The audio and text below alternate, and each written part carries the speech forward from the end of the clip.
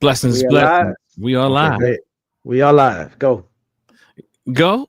My Hey, bad. was that the plan?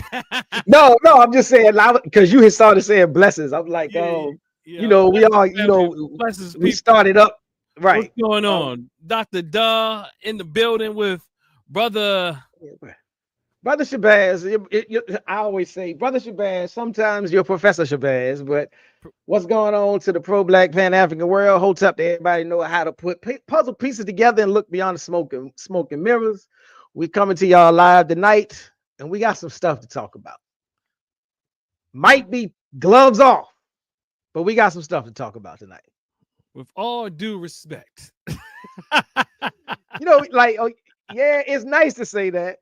And we really do mean it, but you know, every time somebody say, I don't mean no harm, some harm about to come down the pipe. But Yeah. no, all due respect, we both got respect for, like, you know, most everybody out here on the grind trying to do something positive for the people. We got respect. Mm. Yeah, I mean, definitely respect them as humans. Now, Oh, for sure. ideology and philosophy, I think we got some problems. Oh, for sure.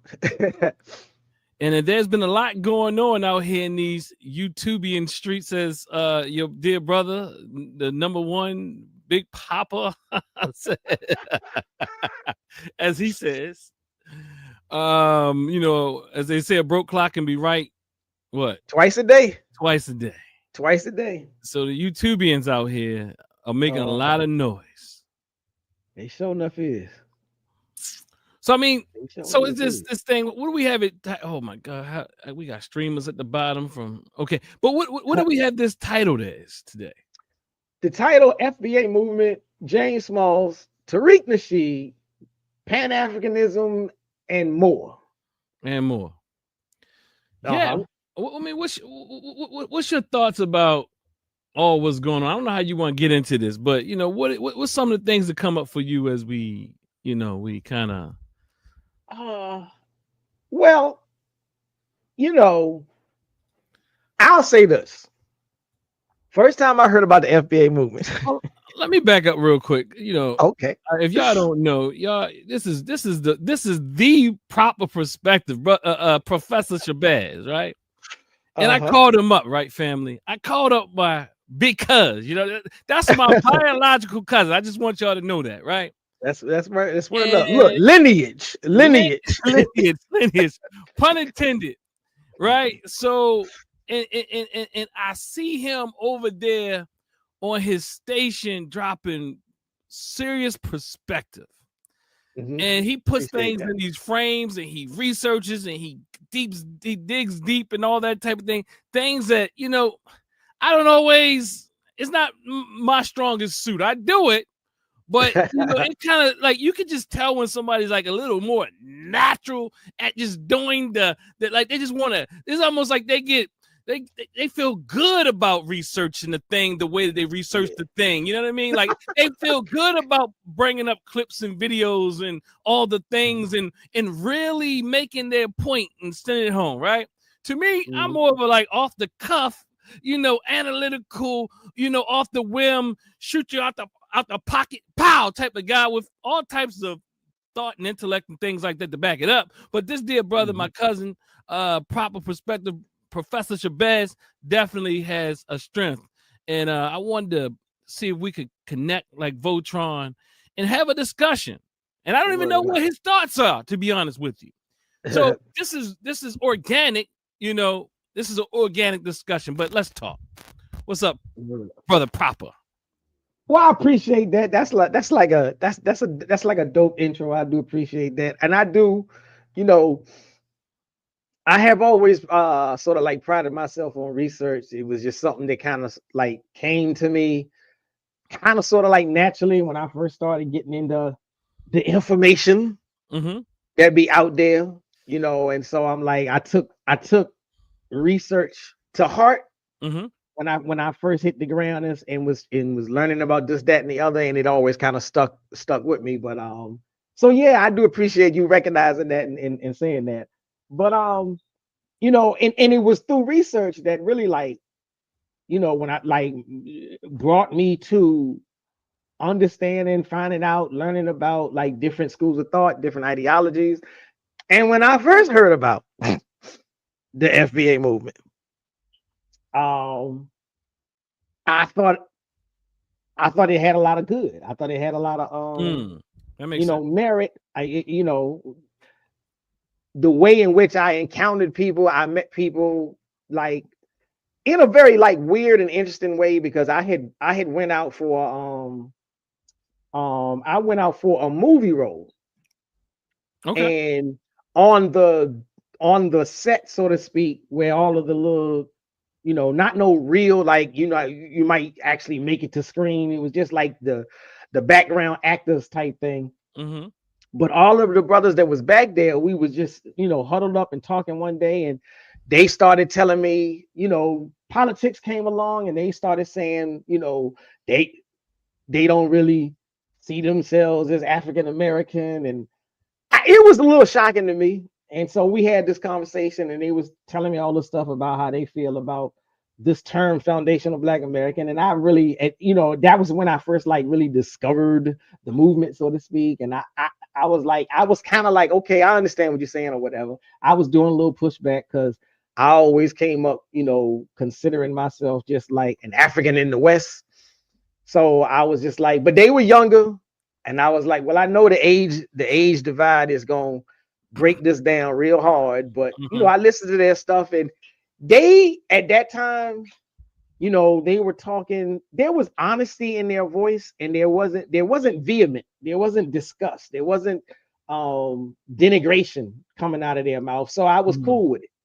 Mm-hmm. After that, I started digging, researching, looking up all of the people that they was dropping names and whatnot. And I would find the people online, and I, you know, I started watching their videos, and I was just like, well, the way these cats talk Mm-hmm. online, this is not the conversation that I was having. Yeah.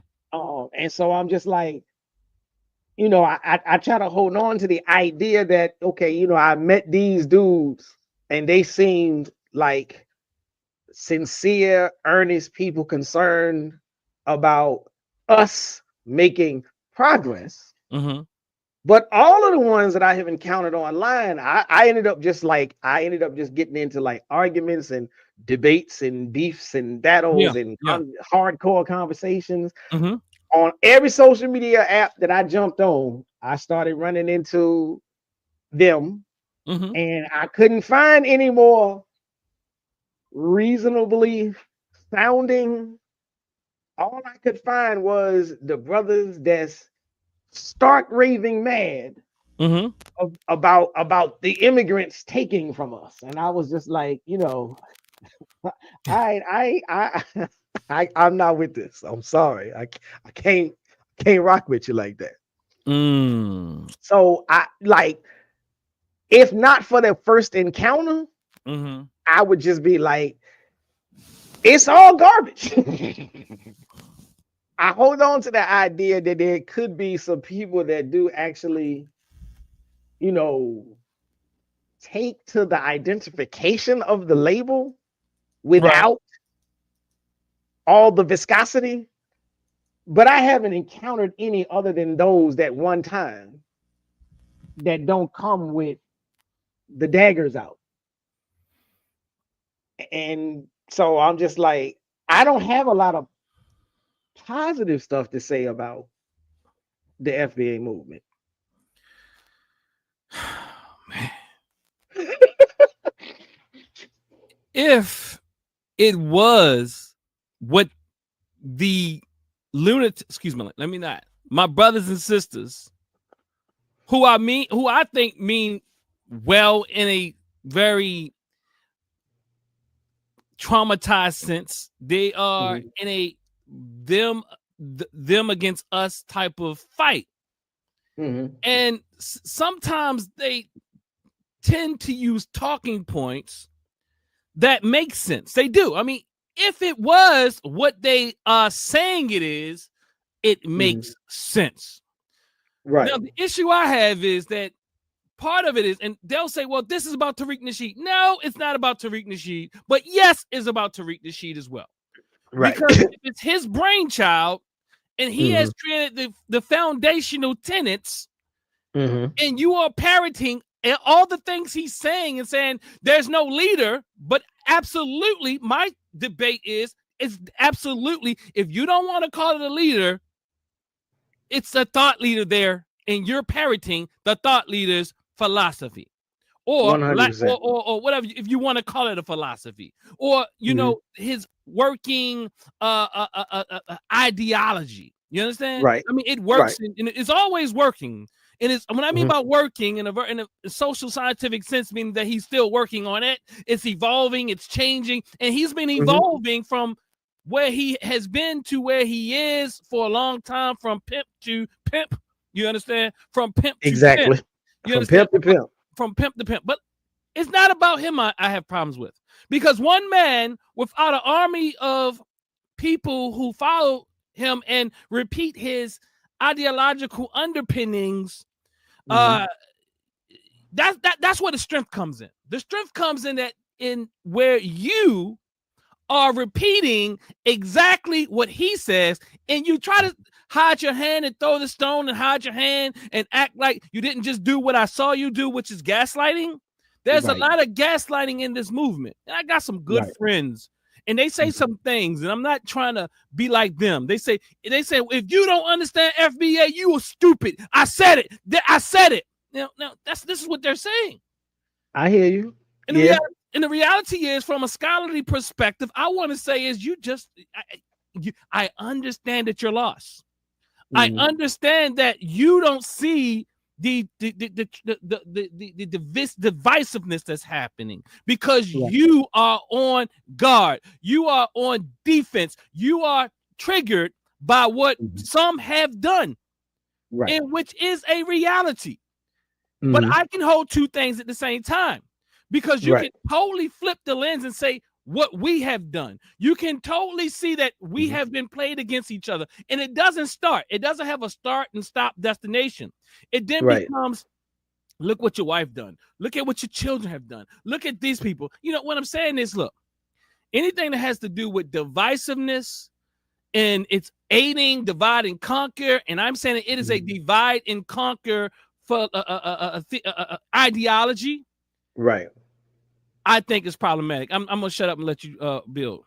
No, I agree. My biggest thing was when I was, talking to people and looking up and trying to watch these videos or whatnot, was I was always given the litmus test of divide and conquer.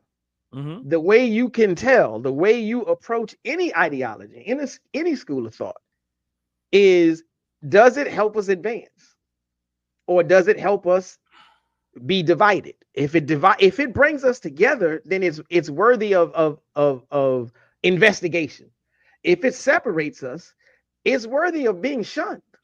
And so I'm like, you can say some things, and I'll never, like, I always end up in this situation where I'm like, look, I'm not saying that there aren't things that some people from outside of the US who are melanated just like us, there are some people with some terrible attitudes, but there are some people amongst us in the US with terrible attitudes. And so I'm like for me, kind of sort of like coming up in hip hop, there was the North versus the South. And the North can't stand the South, and the South can't stand the North. Y'all ain't like us. Y'all don't dress like us. Y'all don't talk like us. Y'all music, y'all ain't even the same kind of hip hop. Y'all ain't real hip hop. All this back and forth. And it was, and so I'm just like, again, the litmus test. Are we coming together, or are we separating more and more? If we're separating more and more, something has to be done to stop the separation. And then we need to find out, why are we being separated? So, even in hip hop, when Tupac and Biggie, that whole situation, later on, it came out that the industry giants, the magazines and the record labels and all these other behind the scenes hands. And some people started finding out the government had a hand in it and this, that, and the other. Okay, well, lesson learned. It's a shame that two brothers had to lose their lives over it, and even more. But lesson learned, you're either working to be united or you're working to be divided. Once you see the division setting in, you got to ask yourself, who's really behind it? And so, and you can't act like you don't see the divisiveness. You understand the name calling, the backbiting, and all these other things. They try to act like you like they're are the innocent victims. Yes.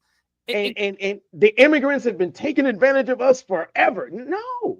And the reality is this: they use this term delineation, or to delineate, and I don't personally see an issue with saying, well, look, I am a specific type of African or specific type of descendant with a certain type of experience. But if it was that, I would say, yeah. But the problem is, it's not that. And there's people who have done that and tried to do that in the Pan-African movement before this guy and his clan. So that's why, in fact, the Temple of New African Thought, the organization I found, is New African, which is a specific type of African with experience here in the West. So so that is already something that we already understand, the need for being able to see the nuance of African. And it's not to say, like, people can point the fingers all day, but again, we are being puppeted by the system, white supremacy, whatever you want to call it. You know, I don't want to play games with the words, but nonetheless, what I want to say is we are being manipulated, and you can't see it. And I get it, because you're tired, you're frustrated, you want to see us do better, but do both. Like, but the idea is that when I hear you talk, you're parroting one of the the top tier con artists in the community. There's some problem with that. When you really look this up, you see that there's no true scholars, and there's no true scholars that truly understand this thing and will be supporting it the way it is. I'm talking about from a Black-centered perspective. That look, and I'm going to say it again, because Baba Kaba, he's over there. You know what I mean? Baba Smalls was over there. But what I'm saying is, lots of times these two type of brothers, elders, sometimes they try to look past the thing. They try to look past all the negative and all these type of things, but it will blow up in their faces. Yeah, I have been saying for such a long time, because and actually, like, I actually got into like a negative conversation with a brother, because he was pulling up clips from Professor Smalls saying, see, your own Pan-African God says that the Africans don't like us. And I was just like, well, I mean, I knew that the clip was taken out of context. But you don't understand. I also know people today either don't fully grasp and understand context, or they get to a point where they don't care about context. They don't care. They just looking and it's like, if I got the sound bite, that's A to Z. I got the sound bite. He said it. And they don't care nothing else about what came before it and what came after. And I even saw a video of, again, from hip hop. I saw a video of Method Man, and he was talking amongst like some brothers on the street or whatever. And somebody wanted to they was like, can we use this as an interview? And he was like, no. He was like, I'm gonna tell you why I don't do interviews, because you say something and you intend it for one way, and then whoever was doing the interview, they go back and start cutting and clipping and snipping, and then it's saying something else. And he said, I'll give you a perfect example. And then he just started saying some outlandish, crazy stuff, right? And it was just like, are you sitting there? It's like, oh my God. And then when he got finished, he was like, nah, I ain't mean none of that. Now, if I gave you the okay for this whole interview, I know exactly what part of this you're going to play. And everybody in the round was like, oh, well, he got a point there. Because all people want is a soundbite. Yeah. And once they get a soundbite, they done. Mm-hmm. And so it's just like I said earlier, I was glad when Professor Smalls finally came out and was just like, look, there's some people saying stuff and they taking my words out of context. And, you know, it was an hour-long conversation and they playing the 3 minutes where I bombed on Africa, but they ain't playing the 15 minutes where I bombed on us. And this, that, and the other. And I'm like, finally, because if people don't put it out there, if people don't take charge of the narrative, well, you see what happened. You know, and as I see Dr. Mayat, peace, Dr. Mayat, in the building, I can't say the name, Wahop, something like that. Blessings, blessings to all the family, and peace, you know, I think you make a great point, and I wrote something, because of what they've been saying, and I'll just read it. I said, I understand why some people gravitate towards the idea of defining our specific lineage in the United States. That part makes sense, but we also have to be honest about what FBA actually is and how it functions today. Whether people want to admit it or not, Tariq Nasheed is the mind behind it. He is the architect of the ideology, the terminology, the framing, and the political direction of the movement. Now, let me back up and tell you what the meme was that I created. It was FBA is an identity with an ideology, because they keep saying it's a lineage, not just a pure lineage, as some attempt to argue. Again, the meme I created said FBA. Go get the meme and share it everywhere, family. Go to my page on Facebook. Go to my page on Instagram, Dr. Dennis Asar Winkler. Go and share it everywhere, because we have to look. You have to really lean on your social scientists when we're talking about this thing.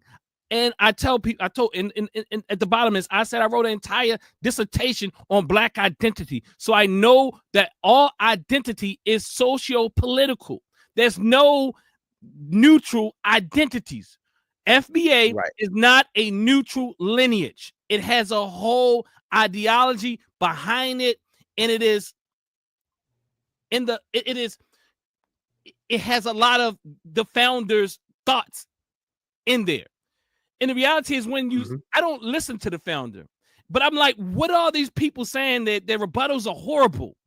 Their rebuttals are horrible. But then I go and listen to someone sends me a clip about their founder, Tariq Nasheed, or the thought leader, because if you don't want to say a leader, you cannot say he's not your thought leader, or he's not a thought leader in this regard. So whatever you want to play the games, is it not an organization? Movements don't have to be organizations. Mussolini, as I told people, he didn't have to create a organization. Hitler didn't have to create an organization. People don't have to go and create organizations to literally have. They don't have to be filed. Right. You don't have to call it. It's the same thing when people play games, when they say, I am some type of religion. Okay, let me just give an example. I am Hebrew, but I am not. This is not a religion. This is a way of life. This is the game people are playing. Yes. This is not a religion. This is a way of life.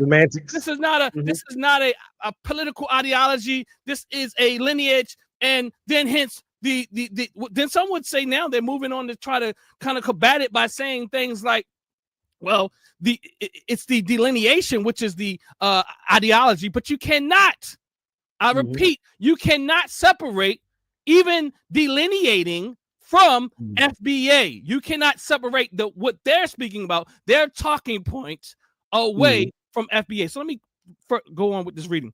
FBA also did not emerge in a vacuum. It appeared immediately after ADOS gained national attention through the work of Yvette Carnell, Antonio Moore. Scholars and movements observers widely note that FBA redirected or repurposed much of the momentum of ADOS that ADOS created. Whether someone calls it splintering, rebranding, or competing lineage claim, the outcome is the same. The conversation shifted toward Tariq Nasheed's platform, style, and worldview. Another factor that cannot be ignored is Tariq's pattern of creating conflict. This is what he does. Exactly. Stepping back and then denying involvement. That is throwing stones and hiding hands. The dynamic has fueled unnecessary infighting within the Black community. Historically, internal conflict has been a recurring problem amongst oppressed groups, shaped by centuries of divide and conquer strategies under white supremacy ideology, if you want to put on the internet. Lateral hostility, suspicion, and fragmentation have deep roots. These patterns are not new. And I say these patterns are not new because you're acting like you're delineating, you're doing something new. This is always what Black people have been taught to do worldwide. They've been delineating. If you don't hear too many people, you hear Jamaicans say, I'm not African, African-Americans say, I'm not African, or Black American, I'm not this, I'm not that. We've been delineating for a long time. What we have not been doing is Pan-Africanizing. That's what we have not been doing. So the mind, see, I think people think that they're deeper and sharper than they truly are. And so and what I mean, I said it with all due respect. But what I am saying is none of your scholars, none of your greatest minds would agree with this. In fact, the people who Tariq Nasheed has pimped, and yes, I'm saying pimped, because I have firsthand. Hold on, let me back up. Not unconsciously. Well, what I'm saying, I have firsthand account. He pimped a lot of us. Those who participate and those who watch and view his mess. And what I'm saying is, I've talked to the elders before now. I'm talking about years ago. And they said Tariq is a mess. But you understand? I'm not look, people who try to get an opportunity, I get it, but get in and get out. Get in and get out. It's like the way I look at it, like, would I go on NBC? Yeah, I would go on NBC. I don't think NBC is my ally. I don't think NBC is for my people. Nor is Tariq. Tariq is not for you. Tariq is not for us. Don't get stuck with that man. I get why people would take the opportunity, but don't get stuck over there, because Tariq is a problem. And what he wants to do is pimp people. And the fact I got sent the interview from a dear sister, and in that interview that Tariq did recently, he said, I'm taking James Smalls off of everything. Look. And then people are going to sit around and be okay with that. Like Kaba, you putting stuff up, Baba Kaba, you putting things up, like, look, it's time for your elders to step up. Go ahead. The crazy thing is, years ago, I'm talking minimum 5 years. I want to say even before that, because Tariq been out for a minute. I was hearing other brothers, like, I'm gonna say this, like Sarnetta. Now, I like Sarnetta. I like his channel, and I like, the debate, the conversations that he do. A lot of people be like trying to throw shots at him. We diverge on that point, but yeah, go ahead. I know. I'm just clear. I mean, Sarnetta's okay. I mean, he's a human being. He's my brother, but he is a problem. But go ahead. But what I was saying is, even on his channel, he was calling for the elders to come back out. Like, when everything sort of moved from, being a vendor on the street to trying to do everything online and in videos, he was calling for the elders to come back out and like clear the air and make proclamations and straighten out some things, because Tariq Nasheed was out there, pivoting and slipping in between the cracks and building his little platform in ways that were counter to the overarching narrative. And most of the elders just ignored it. And I'm like, but again, so I'm just like, it is like, for me, it's high time that more people really, really started addressing and calling out. And I like that. FBA really stands for faces, fascist bigotry, Afrophobia, for sure. But but it's high time that we really take it to task. And the other thing I wanted to say was, one of the things that you can look at to see that it really boils down to like a cult of personality. Because when Tariq was first like building everything up, he was calling himself the leader. And so everybody pointed to him as the leader. When he started getting a little heat for being the leader, that's when he said, I'm not going to be the leader. Y'all don't tell them I'm your leader. Go out there and tell them I'm not your leader. And everybody started saying to me, not our leader. And then when the name started to change, like they went from whatever word was to the delineation. They went to delineation because Tariq said, well, we don't need to keep using such and such. From now on, we just gonna start using delineate. And all of the bobbleheads started saying, well, what's wrong with delineation? So every time he pivot, sidestep, switch it up, he do it because he getting heat from other people in other corners. And so he got to sidestep and switch it up so he can try to keep that hot, brand new energy. And everybody just follow lock, stock, and barrel. And they change their talking points based on when he changed. When he turned the page, they turn the page. They ain't thinking about nothing other than that. And one thing pimps know well, and I'm calling them charlatans, they know that if he just makes a shift, we forget real quick. Yeah. And we're very forgiving people. And due to our trauma, we want to see us win. And the desire to see us win has us looking past some very fundamental problems. You know what I mean? And so it's like, don't tear a black man down. This black man is the best at tearing down black men and women. I don't think there's a person out here. I'm not even speaking about those who they call tethers. I am saying American FBAs. Look, the fact that I say something, the first thing they said out of their mouth, where are you from?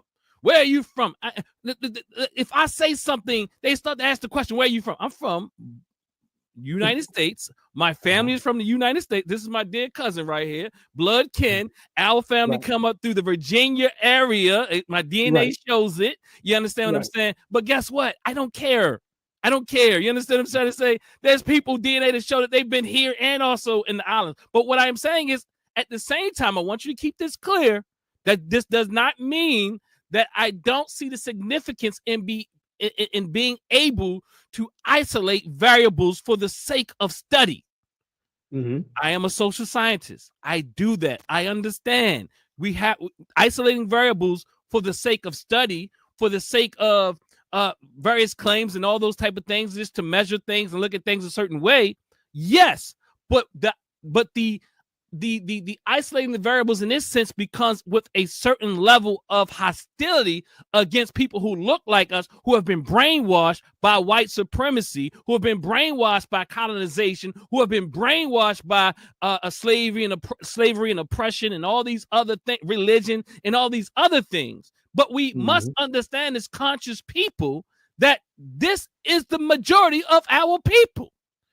Because the majority of our people follow the mainstream narrative, and depending where you are, the mainstream narrative tells you how to think about yourself and how to think about others. So that is a part of the whitewashing of our minds. So we understand and already realize that our brothers and sisters, not only continental Africans or diasporic African people, is also people here that also, now I'm not even saying that project things outward, but also project things right here within our own group. So what I'm saying is your methodology is flawed, and it's very reactive or reactionary, brother. Right. They it's always reactionary, and it's always one of the things that he does. You know, he'll take an incident and then he'll extrapolate, you know, this one particular incident, and then he weaves and wax poetic to get you all stirred up on the anger of it. And then he'll say, this is how everything is. This is how all of them are.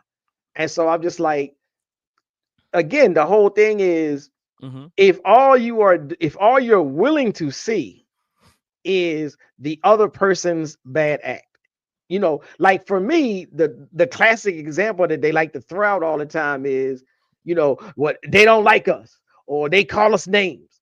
And I'm like, you do know that it's just as many of them that have been called names by some of us. Oh, that ain't the same thing.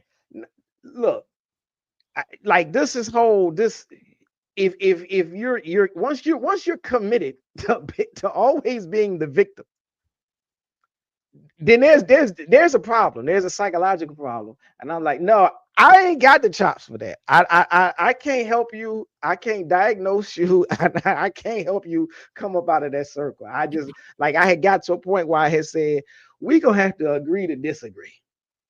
I'm just gonna have to let you roll, and you're gonna go on out there and just be your mad Black American, all you want to be, because I can't get you to see the other side of rationality. If you don't want to see it, then you're not gonna see it. Because the trauma won't allow you to see. And guess what? I did an entire dissertation, and I see you've been checking it out, by the way. I'm like, what is he doing with that thing? So it's called measuring the relationship between race-based trauma, Black identity, which I am arguing FBA is. You cannot argue me that it is. You can argue that it isn't, but you won't win. Right. Measuring the relationship between race-based trauma, Black identity, and spirituality. So what I'm trying to say is, this is a social political construct with lineage as part of it. Has some ideas how you tie that back to lineage, but I forgot where I was going at. But what I want to say is the trauma, and I get it. I do get our brothers and sisters that are caught up in this FBA idea. Those who really mean well, because they are those, like you're saying, that really mean well. They genuinely really think that it stops at it being a lineage.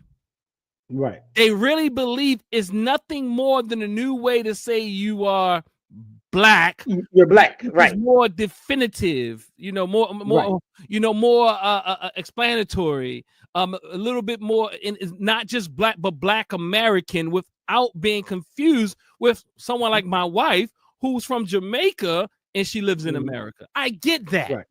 But that is not what FBA is. It doesn't stop there. It has a whole ideological framework that is anti-Pan-Africanist. We can stop right there. That is anti-Pan-Africanist. You look, even if you say you don't throw stones, you cannot say that FBA is not anti-Pan-Africanist. Although some of us bask in it. They bask in being. They're proud to be anti-Pan-Africanist. Right. They don't, at least the ones that I've met, they don't shy away from it at all. They think that's part of, it's a badge of honor, right, to be anti-Pan-African. And I get it. Like, you can't, like I can say, well, I understand the lineage part, but I can't ignore that it's anti-Pan-Africanist. I can't. Right. I mean, you can, like, I think Baba Kamene can act like he doesn't see that, but he needs to speak to that. I'll be honest with you. He needs to speak to that. I mean, I know Dr. Mayat's been on the thing, but she speaks to it. She's right. I've heard her. I've heard her saying? Right. So Kaba needs to be more clear, because I saw him on one of my homeboys' show a few weeks ago, and pretty much they asking him all these questions to really support the FBA madness. You know what I'm saying? My homie up in New York, I understand. Like they were asking these questions that just supported the FBA madness. Oh, Right. so in other words, we got an elder that's going to speak for us. Oh, and Kaba can see this, man. Kaba can see this divisiveness. He can. He's turning his. I don't know. Maybe he spoke on it because I don't really look enough. But I looked a little bit. I looked on his page and I see all this mess going on. But he's still pushing FBA strong. You know what I mean? FBA. Look, then people talking about Dr. Smalls and Baba Smalls is the reason why he going to this Pan-Africanism is back and really coming hard against FBAs because his money's drying up. What? And then I said, where's that coming from? And then I go and I get this clip from my dear sister, and I listen to Tariq Nasheed, and this is what he said. And I'm done with Professor Smalls. I'm done with Professor Smalls because Professor Smalls, I'm taking family. Who you think I should put on the wall, on the mirror, and all this? Like, look, bro. Like you this is what you do. I mean, anyway, I don't expect you to do anything more. Let me back up. I don't expect you to do anything more because you utilize pimping skills. If people don't fall in place, you feel like you have the power. You want to remind people, look, you want to tell people's business. I gave them money and this and that and the other when he had this failing, all this type of madness, B. Like it's pimping, it's all religion. It's and I mean, I'm not trying to, like, I don't want to throw religion in, you know what I'm saying, under the bus per se, but there's always been this long-standing like criticism of religion in general, that, you know, it's a tool to control the masses. And so, you know, there's big sections of the community who are divested from religion. You know, whether that's a good thing or a bad thing, 600 on one hand, half dozen on another, but they're divested from religion. And so into somebody like Tariq Nasheed, who knows that even though you may have stepped away from religion, I can still get you with the same strategies. I'm not gonna say open up the Bible today. I'll just point you to a different book. I'm not gonna call it a sermon, but I'm gonna give you a feel-good speech to get you revved up. It's stronger because you don't even know you in the cult. You don't even know you don't know now. And there's an entire book on Donald Trump by a cult expert named Stephen Hassan, or Stephen Hassan, and it speaks about the cult of Trump.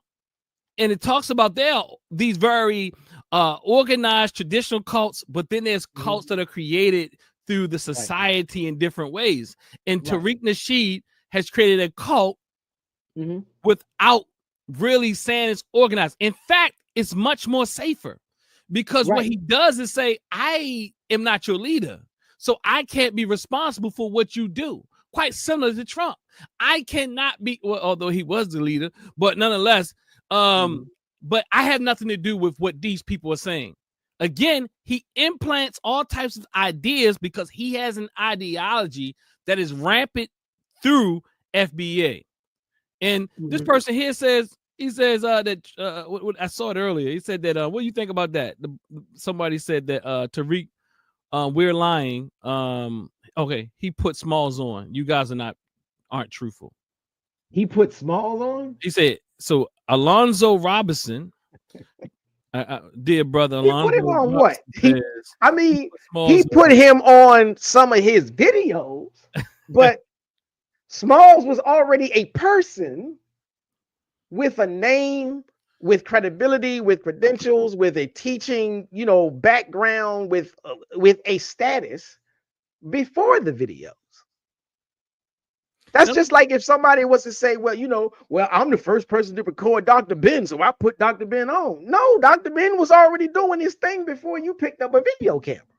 Now, look at this. I'm going to go here to reclaim Pan-Africanism is backed by the CIA, but I'm going to put that there for us to come back to. Oh, I think I can start, right? But I want to go here because, this is what happens. And this is what I want to talk about. I didn't read the whole comment. All I saw was the word, which is part of the ideology, what is part of the catechism or the catechism, what is a part of the FBA apologetics. It says nothing wrong with delineation. Okay, why do you say that?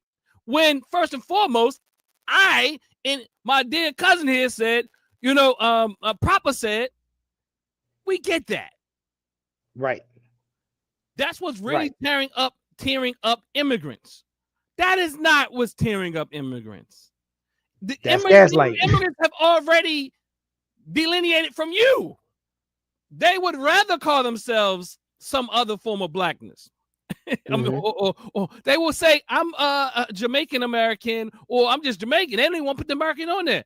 But they will say, I'm Bohemian, or although that's a little, still here. but they still would say, I'm Bohemian.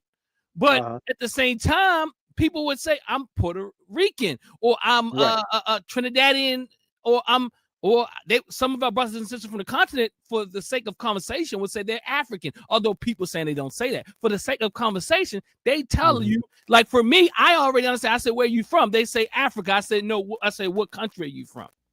Right. Then we go deeper, tell me more about your nations and all this type of thing. What I'm saying is they understand this already. I've never met too many people that don't already understand this. They don't. I've never met too many Africans that come and say, I'm African American. Go ahead. It's again, it's the whole thing is the statement itself. It's the same type of gaslighting. Okay, nothing is wrong with delineation. True, nothing is wrong. But I will say this first and foremost: if I say I'm an African American, that delineates me, and only because of Tariq Nasheed's talking points would anybody be confused. If somebody is like, people on the street on the regular ain't never heard of the FBA movement, ain't never heard of Tariq Nasheed and none of this. If I tell them I'm African American, they're not going to be like, I wonder, does that mean he's a descendant of slavery or not? It doesn't exist. The term that we have always had is already delineated. But okay, if you want to delineate further, again, I don't necessarily have a problem with delineation. I don't like the label because the label itself is an attempt from the CIA, from COINTELPRO, to detach us from the continent. So like, I kind of like what you said. Delineation, we are our own ethnic group, no matter what term we use. But the insistence that we use a term that deliberately detaches us from our continent, I got a problem with that. So it's not the delineation. And if all it was delineation, then you wouldn't have people screaming tether this and tether that, and dirty immigrant and nasty immigrant, and y'all this and y'all that. Nobody cares that you delineate. They care about all the other nasty, vitriolic stuff that come out your mouth after you delineate. And you don't get African Americans talking like that. You get foundational Black Americans talking like that. You may get the American descendants of slavery talking like that. Can I push back a bit? Go ahead. I do agree with you holistically. But if I had to really look at it, and I'm not sure, I don't have this data on it, so I can't push back hard. But I do know traditionally and historically, through my experience and many other people's experience, and through African-centered movements, it has been a goal to help Africans in America to see the beauty in their origin story, or their origin,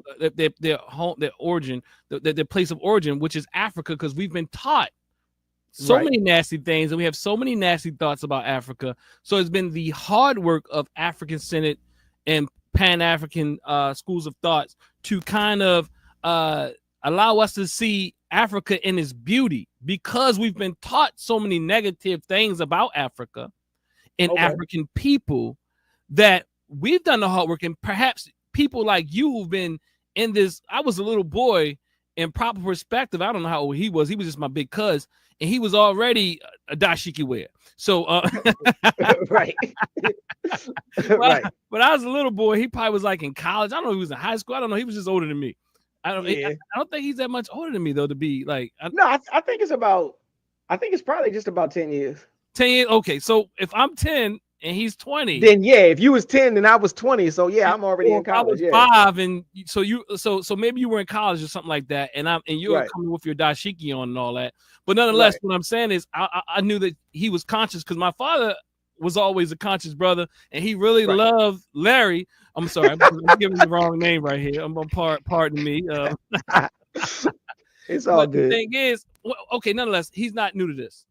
And what I'm trying to say is, we had to go through a movement to learn to love ourselves, and ourselves, including our continent, because many of us don't hold tight, and we love to say we got Indian in our family, and I do have Indian in my family, that 1% that comes up in the panel sometimes, and it goes away and comes back, and it go, that does happen. So you know what I'm saying. But what I'm saying is, okay, you can acknowledge everything besides the African in you. You can acknowledge the European. You can acknowledge that the Americanist. You can acknowledge the Native American. You can acknowledge the Taino Indian. You can acknowledge all the things, but we've been taught to hate Africa. That is why I'm saying that Black people have already in their minds delineated. Now, I do get this next point that might come up in their mind. So I do, the thought that they will say is this idea. They'll say, well, what about second generation? What about second generation immigrants? Because their children will then become African American. Now, that right there, go ahead. What do you think about that? Look like you had some ideas. Well, let me say this first. One of the things that I noticed, at least in the conversations that I was having, what I noticed was the first wave of the FBA conversation was really about reparations. And so a lot of times what was going on was, we need this new label. We need FBA as a label so that we can make sure when the reparations check comes, it only goes to those of us who descend from transatlantic slavery, the plantations of the South, et cetera, et cetera, et cetera. And I said, okay, I got you. But again, why all the negativity that comes after you create the label? That's where I have an issue. Now, what I then began to notice is, because the reparations talk only pops up during presidential campaigns. So after the November election day, nobody rocking the FBA wants to have the conversation about reparations anymore. And then delineation becomes it's our identity, it's our ethnicity, it's our label.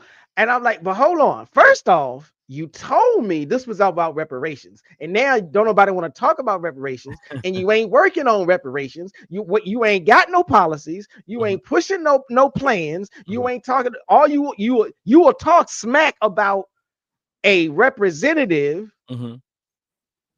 if they there are representatives that had press conferences. We're going to introduce the legislation. Don't believe them, family. They're not FBA. Don't believe them. Well, if you're not going to believe, they're saying that in the chat on us right now. They say if you're not going to believe the one that says they're going to introduce it, then who you going to believe? Because the other ones ain't going to talk about it. But that was the first wave of. So then once they want to stop talking about reparations, then they want to talk about this whole, it's our ethnicity or whatever else. And I'm just like, first off, pick a battle, stop switching, stop moving the goalposts. But again, now I'm kind of getting a little lost in my thought, because there was something else that you had said about something that they were saying about they were talking about the second generation, right? Oh, the second generation. Mm-hmm. Well, so again, hold on. Let's do this. Y'all go over to proper perspective or proper. What is it on YouTube? At the proper perspective. At the I'll proper put it. perspective, make sure you subscribe to a station. Make sure you like up this video on both of our stations right now. You know what I mean? Oh, for sure. Yeah. Some of y'all said y'all hearing a really cogent argument or discussion around this for the first time. We appreciate that. We also have plenty of material in here to show the talking points and the ideology, but also let's get back. So like this video, family, share this video. How can they follow you on YouTube, Instagram, and any other places? Yeah, YouTube for sure. That's the only look. Honestly, YouTube is the only one that I'm actively promoting. But I am on the others. I'll drop my YouTube page in the chat just so you know if y'all. I would appreciate it if you come over there and hit the like button and subscribe and whatnot. I might draw a mental blank if I tried to tell you where all my other pages are. My Instagram is actually I think my Instagram is Proper Perspective. Okay, so but go ahead. We'll get the link in there, but we got plenty of talking points in here, but also just the second generation. How did you differentiate between the second generation? Is there a need even listening to your point? What I was gonna say is I don't necessarily know why there is a need. I understand the question and the issue, but I'm like, why do you need to delineate and identify the second generation from the rest of us? Like, again, the first wave of the conversations that I had with people, everything about the FBA movement was about protecting reparations. So I understood it. Okay, if reparations is on the table, yeah, a first generation, second generation, third generation Nigerian American don't need to be getting that check. I understand that. But if reparations is not on the table, then what difference does it make?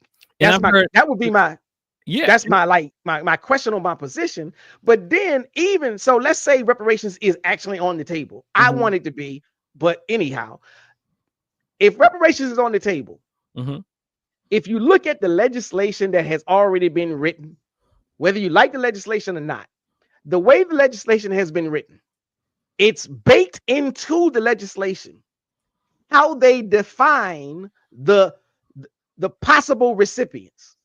They're not defining the recipients in a way where a second generation African born Nigerian American can get in the line. They're not defining it in the legislation so that somebody that just got off the boat from Jamaica can get in the line. The way the legislation is written, it's baked in that you have to have been here for X number of years. You have to have you got to have at least one parent that was here for longer than that. Like if you wasn't here before 1960, you can't even ask the question. You can't even fill out the application. So you don't need the label even then. But like in my mind, people don't know this. Why? Because they only got into this conversation off of Tariq Nasheed, and he ain't educating nobody. He's telling you that if you don't create this label, then the Jamaican is going to get your check. And that's a falsehood. So again, it's like, I don't know how to care about a second-born Nigerian American. If they black, and they want to hang out and holler, and we want to kick it, and we want to go do this, that, and the other, then it's all gravy. Yeah. I can only think about, I did a whole episode on me and Queen. Shout out to Black Box Radio on the whole idea about Kamala Harris and her ethnicity and all that. Was another situation. Now, I don't have to agree with people.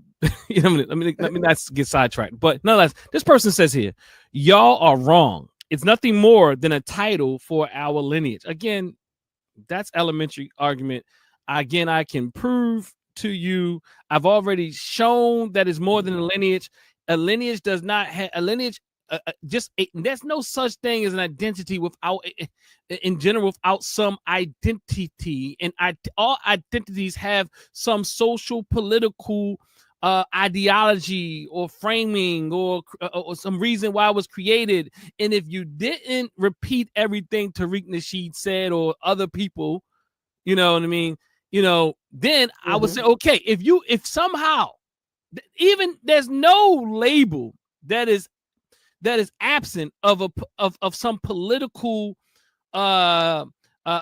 framing or understanding, or even the reason why it was developed in the first place is evidence that is more than the lineage. And then in fact to say that, see it's even when you say African or African's not a lineage, it can be a lineage. You know what I mean? It may not be. Go ahead. No, go ahead. African is absolutely can be a lineage, especially for those of us who find ourselves in the West that are an amalgamation of so many various aspects of Africa, which we can support scientifically. Go ahead. You about to say something? I was going to say, like, the idea that it is a lineage, it's like, okay, but if you trace your roots, or if you do a DNA test, your lineage started on the continent. Your lineage didn't start here. And so one of the things that I was trying to express to somebody, and I'm sure I didn't get like through to them, is like if we got in a time machine and we went back in time, and you talk all this mess about lineage, and you talk all this mess about honoring ancestors, if you go back to the time when whoever on your family tree was the first one thrown on that boat and brought over here, all they wanted was to get back to that continent. All they wanted was to reconnect to their mother, their father, their brother, their sister. That was part of their lineage. It's still part of your lineage today. You just don't remember because white folk did their best to cut you off from the knowledge of it. But that's still in you. That's still in your DNA. It's still in your blood. You just don't recognize it because somebody got you hot and bothered over a reparations check that ain't coming.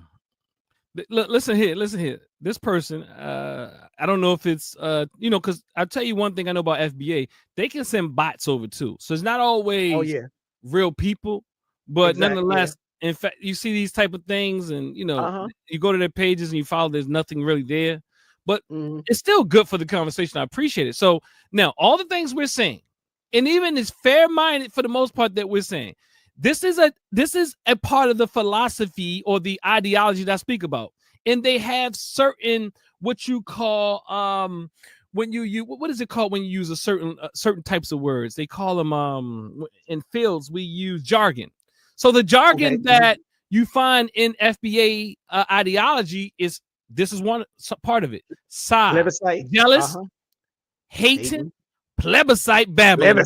And then they always have to end, with a word like this: buffoons. So now we are jealous. Who are we jealous of?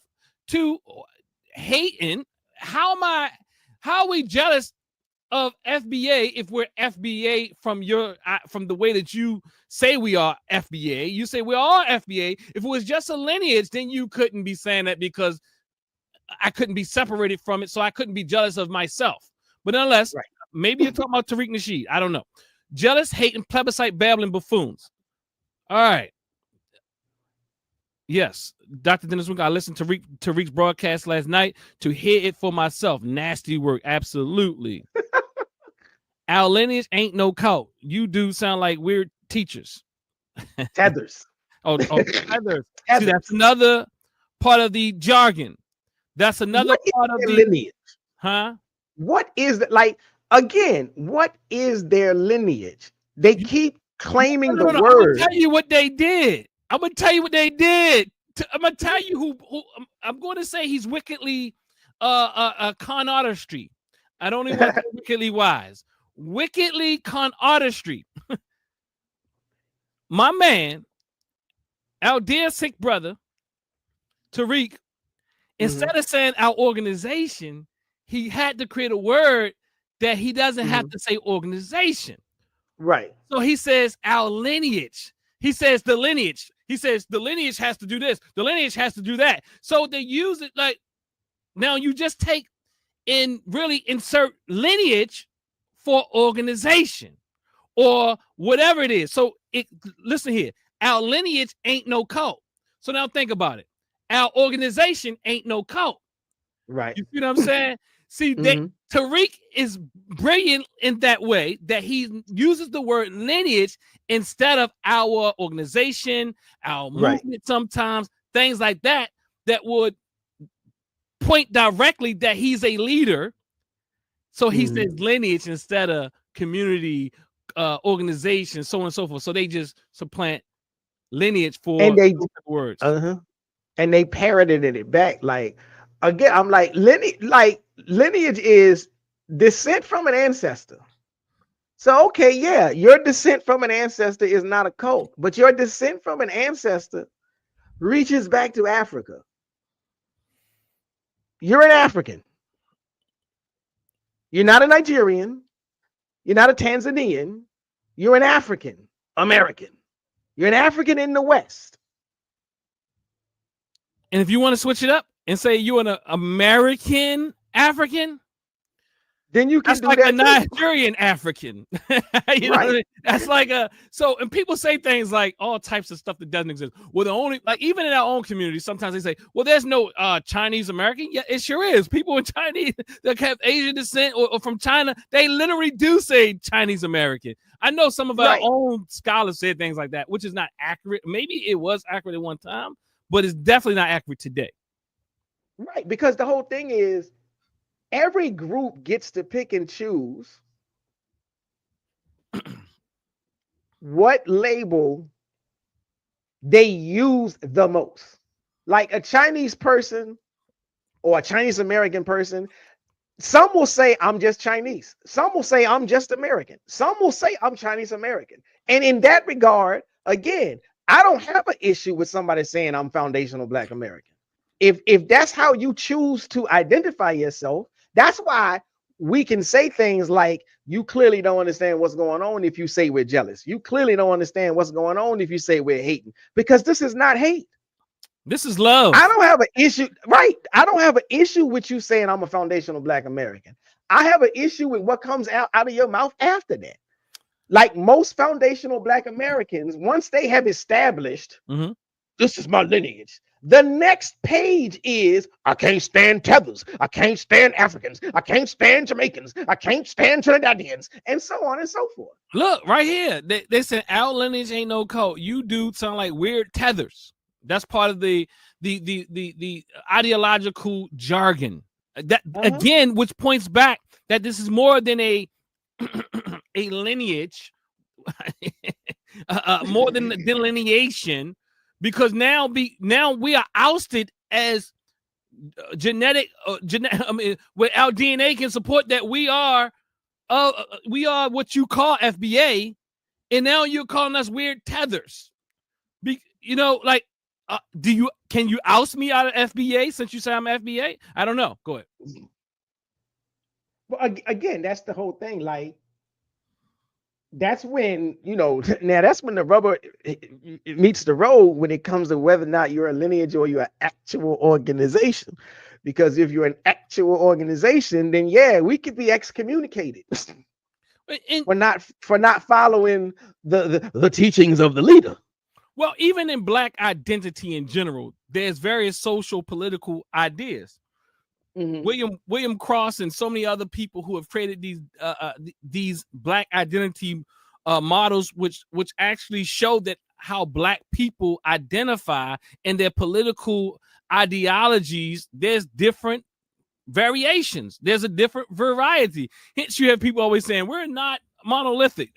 We need to be a little bit more. But nonetheless, what I'm saying is, you have a variation of how Black people identify. I could argue that FBA is one of those of the variety of Black identity. Now, some people are multiculturalists, some people are Afrocentric, and I now would say that some people are assimilationists, and some people I would say are FBA-ish. I'm more likely gravitate more to the African centeredness aspect of my identity, which is inclusive. See, let's talk about a few of these talking points that they say all the time. So they say that Pan-Africanists worry about what's going on in Africa but not what's going on here, when the very founding fathers of Pan-Africanism was talking about issues here. In the United States. And then there's this other thing that, so yeah, you can do both. You can be concerned. Pan-Africans are concerned about their local issues. Right. And they also look at it from a collective struggle or power struggle, or the idea of combining forces and all these type of things. So anyway, there's we can see in both ends. Then there's this other idea that they keep saying, and I don't know why they keep saying it, but they keep saying that Jesse Jackson created the term African American, and they're asking us, do you want to follow Jesse Jackson? One, I don't hear Jesse Jackson on the soapbox trying to tell you what FBA is, what African American is, and what African American ain't. You know what I'm trying. But two, he did not create the term. Go ahead, proper. You finish it for me. No, you dead on. It's like, again, it's this whole thing. If you're only open to what the leader says, this is part of the problem. Tariq Nasheed said Jesse Jackson started it, and he's just wrong. But if you're only open to what Tariq Nasheed says, then it doesn't matter how many people tell you, how many people show you, how much evidence there is that he didn't start it. They're just going to parrot what he said. So again, they're just following the leader, which would be a sign of a cult. Now, like you said, even if he was right, even if he did start it, using the label doesn't necessarily mean you're following him. Just like technically using the label of Foundational Black American doesn't mean that you're following Tariq Nasheed. Now, we can determine if you're following the person that you say created the label based on what you say after that, how you behave after that, and what you're into. If you think Jesse Jackson created the label, and you think that somebody that uses the label means they're following Jesse Jackson, then you'd have to go and look to see, well, are they an integrationist? Are they an assimilationist? If I'm an African American, but I believe in a total separation of the nations, just the way Elijah Muhammad said, then I ain't following Jesse Jackson. So the argument falls. Now, if I'm a foundational Black American, hey, look, are you chopping or I'm chopping? I think you might be gone. You might be gone. You might be gone. Are you back? If I'm a foundational Black American, but I don't believe in calling immigrants tethers, if I'm a foundational Black American, but I still want to know everything about the continent that I possibly can, then I'm not following Tariq Nasheed. But while you can find lots of African Americans that are not assimilationists, you cannot find a lot of foundational Black Americans that are anti or don't subscribe to or go the opposite route of Tariq Nasheed. So that's how, like, to me, that's one way that the argument falls down. Yes. So even if I were to say, okay, I agree with you, Jesse Jackson started the word, but the plethora of African Americans that go in a bunch of different ways than how Jesse Jackson works, talks, believes, acts, behaves, again, that shows that clinging to the label don't mean you're following the person you say created. You're only following that person if you are truly doing the things that that person says do. And that's what foundational Black Americans do. At large. And as soon as Tariq says don't use FBA, use lineage, they stop using FBA and use lineage. As soon as Tariq says don't use lineage, say delineation, they stop saying lineage and say delineation. Yeah.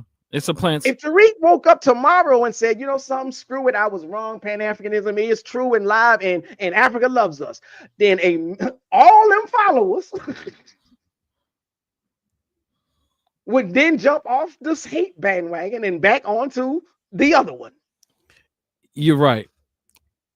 If people were literally using this as a lineage without all the other ideological components, similar to what you're saying when we talk about African American, let's say hypothetically, or let's just go with the narrative that Jesse Jackson created African American.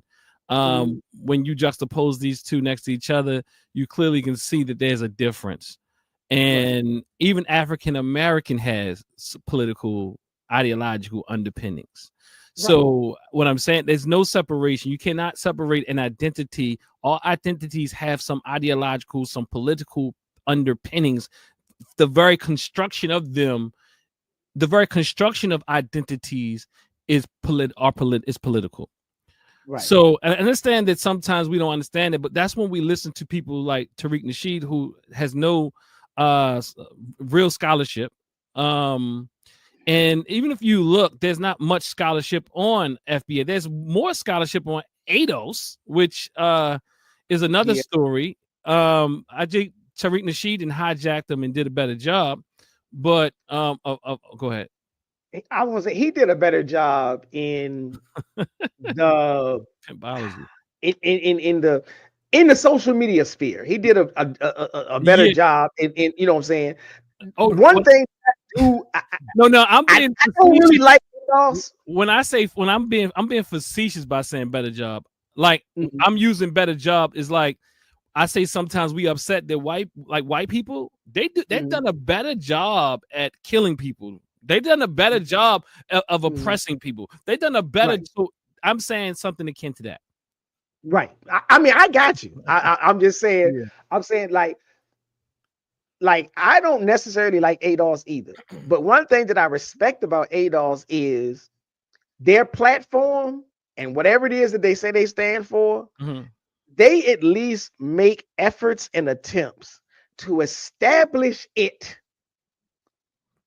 inside and within the government with the establishment so that they can get, like FBA will say, this is about protecting our resources, but you ain't doing nothing to protect your resources. You're just mudslinging on Instagram. ADOS will say, this is about protecting our resources. And then they go down there and be like, okay, who's the person in charge? Which candidate is running for which office? And we only gonna vote for you if you say you're gonna do this, that, and the other. They're at least trying to politicize their ideology so that they can protect the resources they say they are concerned about. Yeah. FBA says, y'all so interested in protecting your resources, you think you're going to get the money from the city government by calling the Jamaican dirty. Well, they ain't gonna get the check now. You just hit them with an adjective. Yeah, that the approach is fallacious. This comment here says, do you fellas have immigrant background? See, this is another part of the jargon and the apologetics, right? This is a part of the apologetics. This is part of the catechisms. Catechisms. Do you fellas have immigrant backgrounds? Because I find it hard to believe y'all are this one-sided. Now think about it. I think we've been nuanced in our discussion here today. Saying that we can understand delineation and all that idea if it was just that. But see, so what are you defending? Are you defending the other aspects that you're saying you aren't? Because if it's only delineating in the sense that you're saying you're delineating, meaning that you want to show some the nuance in African Americans versus other Black people of African descent, we say we understand that we understand that let's say intellectually. So y'all, so then he goes, or she or whoever, say, so y'all really think these people like us the way we've loved them? Go ahead. What do you think about it? I mean, I want to hit that, but who's these people? Are we talking anecdotally first and foremost? Are we talking statistically? And how do you measure that? How do you measure if they like us or don't like us? And how do you measure whether we like them more? And what I'm saying, I'm talking about from a very social scientific perspective. How do you know? And where do you get your data from? You don't have any data to support that. I promise you. But if I want to speak anecdotally, hell yeah, my wife loves me. She's from Jamaica. Yes, and because I was brought up in a Pan-African household, African-centered household, I've never been taught to see this difference, in all these other things. So I don't, I do see the ethnicity, but I do see her as my sister. Yeah, like I was gonna say, I'm like, again, the question is, and I'm forgetting the term right now, but like it's posed as if it is a foregone conclusion that there's all of this proof that they don't like us, and that there's all of this proof that we've loved them more. Like, okay, as Black Americans here, there's a whole lot of proof that we have issues amongst ourselves. There's a whole lot of ways you can say, well, Black Americans, if we can't unite because we don't love ourselves, because we don't love each other. And if that is at least anecdotally true, or if we can show some stats, what is the love that we have supposed to have shown to the continent as a whole? What is the love that we have supposed to have shown to the quote unquote immigrants who have come over here? And at what level is that love so high that it's clearly not been reciprocated? Because I'm like, if like when they did the whole, like over the summer or whatever it was, when there was the big old FBAs jumping up and down talking about we gonna boycott all African businesses. And I was like, hold on. First off, what African businesses do you go to? Oh God, that's a good question.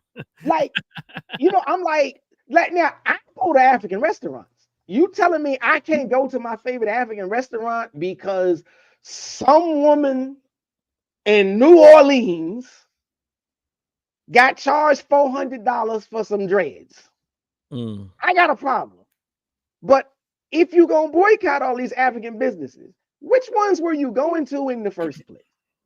I'm like, now my dentist is African, my mechanic is African. I can't use none of these people, even though they looked out for me, even though, my dentist found a problem that the white dentist before him couldn't find. My Liberian mechanic found a problem with my car that the white mechanic shop ignored. Now, to me, that's love. Now that's my anecdote. Yeah. But where is all of this hate that they say that they're cascading upon us? And even we know that the hate itself was constructed, concocted, created by white supremacy ideology. It's kind of like colorism. Just think about it. This is more like 100%. Ethnicism. I don't know if this is such a word, but yeah. Like when you think about colorism, as some people say, there is, when you say colorism, sometimes it throws things off a bit. And then it then has us infighting even within our families. Oh, he's lighter skinned, she's darker skinned, this, that, and the other. Instead of calling it what it is, as many of our greatest scholars will say, racism. It's racism. Right. This is colorism is racism. And I'm looking for a term. I can't even think about it right now. When we have ethnic groups within infighting or fighting with, so ethnocentrism. That's probably the word. There you go. So Black or African ethnocentrism or within the group, or however you want to organize it. Nonetheless, I think you understand what I'm trying to say. That is still what we call racism. And I'm not saying there's never been squabbles and debate, beefs and things like that. But this ain't that. This is a higher level of concocted hate due to the. And you're talking about people who have been separated through the transatlantic slave trade, and these people. I mean, it's like they begin to protect the system and the dominant culture, which, if you want to call it that, white culture, by trying to supplant them with people who look like you and put the blame on them versus and not, at the same time lacking the ability to hold both, like lacking the ability to hold the white dominant culture responsible for all of the mess. Right. Responsible as puppet masters or puppeteers of the reality we find ourselves within. And I'm actually disappointed. I'm not disappointed. But I am disappointed. I'm disappointed in our brothers and sisters who say they've been in this. Let me say this. I understand why those of us who've been in African-centered thought and Pan-African thought and all these different movements for years, and we feel like we've seen no progress. We act as if not seeing the progress, although I would say there's always some progress, because resistance is progress when we're resisting against this thing. But we have to keep in mind that there's an enemy, or there's an opponent, or there's someone always at play, and even the things that we try to do, it will be met with the force of white supremacy ideology. It's not like they just going to turn it over. So when you see things fail, we start blaming on each other. But yes, it's a fight. It's a war. It's not going to be easy. So I know you want to throw your hands up and get tired of us. Oh, I see y'all in these black movements and y'all just this and y'all just that. You live long. Let FBA live long enough. You're going to get out of that too, because you're going to realize there's going to be infighting. And there's already infighting, and there's already splintering. The reality is we're fighting a greater enemy, and we're getting segmented and isolated and chopped up and all these different things to turn the fingers towards each other rather than the greater enemy. And that's the whole reason why, like I said at the top, like the litmus test is always, are you coming together to fight, or are you dividing? And if you're dividing, you're gonna lose. Now you can't say you want to win and then keep separating and delineating and dividing until you just will end up being one man on an island. You have to figure out what, like I like to use Booker T. Washington's phrase. And sometimes people tell me I shouldn't use it because that's not how he intended it. I'm like, anyhow, we could be as separate as the fingers on the hand. But we come together. Once those fingers come together, that's a fist. So the foundational Black Americans is a finger. Nigerian Americans is a finger. Ghanaian Americans is a finger. Jamaicans and Caribbean Americans are a finger. And when we all come together, that's one fist. Well, you know what a fist can do. And so I'm like, because the whole thing is, if you're afraid, what did Snoop Dogg say? If you're scared, go to church. If you are afraid to call out the white man, if you're afraid to call out Yorugu, but you still want to feel like you're a warrior, then you turn inward and you fight the people that look like you. Less consequence. Exactly. It's the same thing, because it's the same thing as the gangsters. You know what I'm saying? The gangsters was always like, I'll bust a cap in them. Yeah, but you won't bust a cap in a cop. But a black man step on your shoe and he can get deaded right then and there. That's a fear complex. Absolutely. You see Anthony Matthews here says correcting the talking points is one thing, but the attack on this man seems like you on a crusade. So we think about that. Have we said anything in this live that is nearly as inflammatory as the things that our dear brother Tariq Nasheed says out of his mouth? Yeah, I was gonna say what. Okay, if you, I'm glad that he's saying correcting the talking points is one thing. Okay, so you recognize that there needs to be correction to the talking points. You recognize that we doing that. Tell me, put it in the chat. Give us at least one example of us attacking this man. Well, I would feel like he could probably say, when I say he's pimping people, Would you call that an attack? I could see why somebody might say that. I don't necessarily like, okay, let's break down, let's understand the word. Mm-hmm. You know, let's understand the word, because pimping is exploiting. Now, So if I get you jazzed up, and then I say, to support this movement, send me $5.99, and I'm gonna send you this T-shirt with my new label on it. mm-hmm. Then it's at least a very thin line. It's at least a very thin line.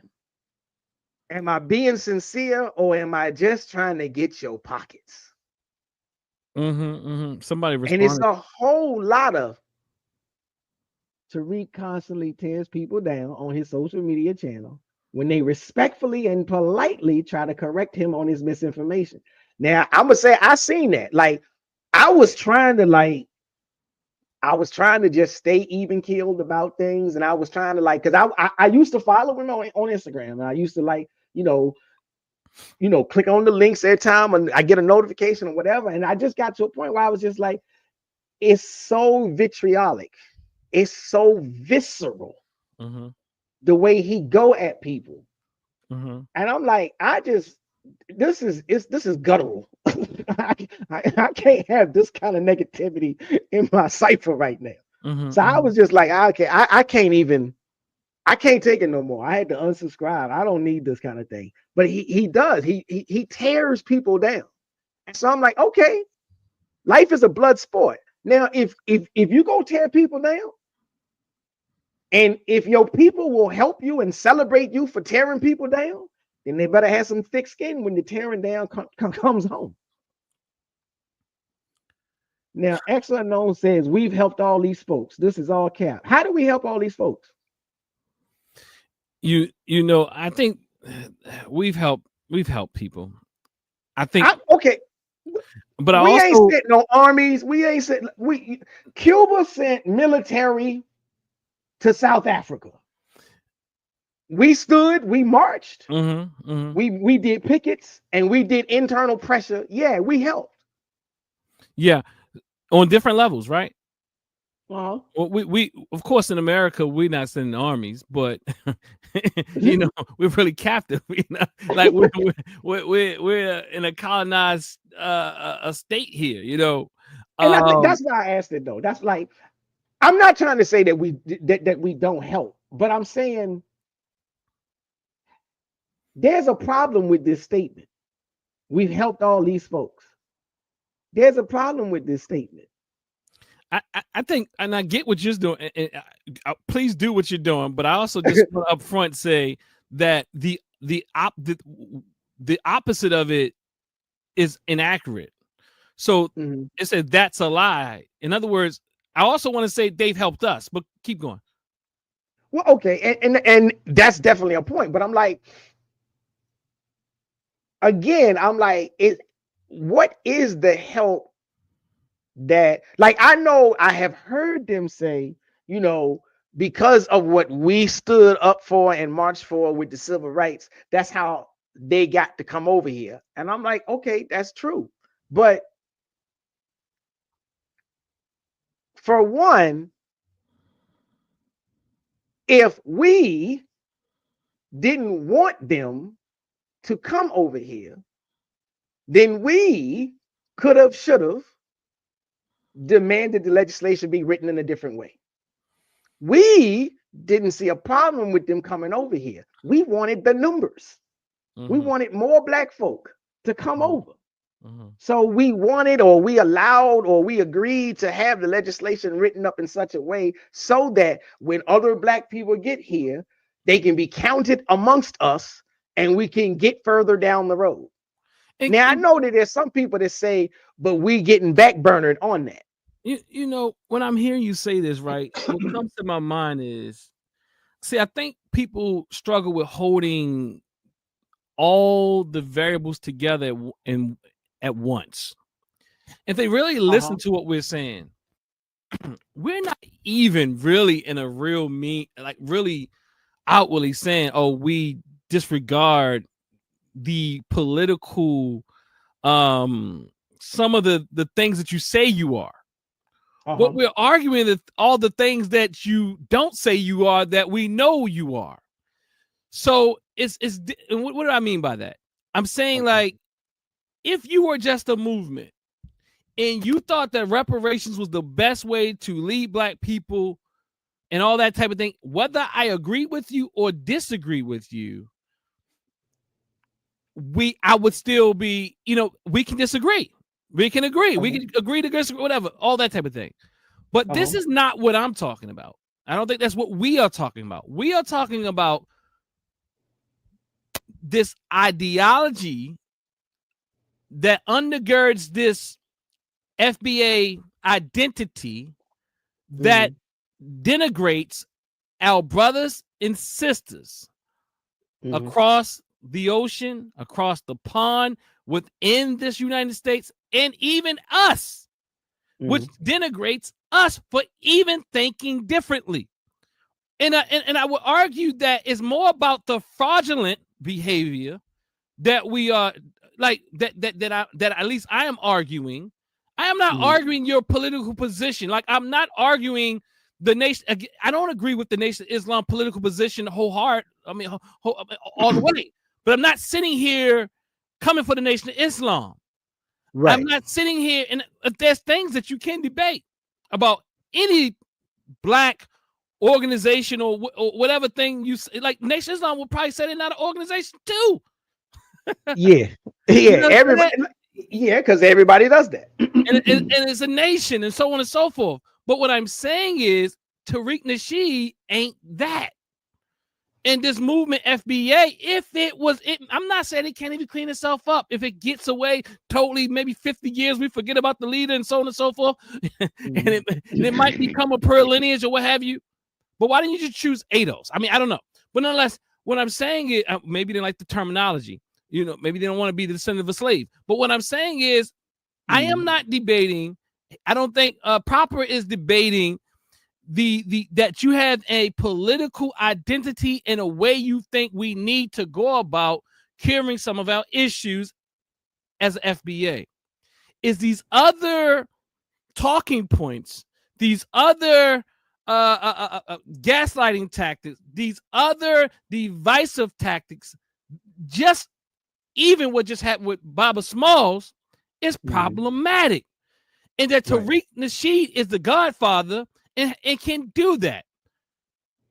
And just, and I get it, but Tariq Nasheed, unquestionably, he's questionable. And I think he's more than questionable. So I can't dismiss that he exists and he's leading a divisive movement.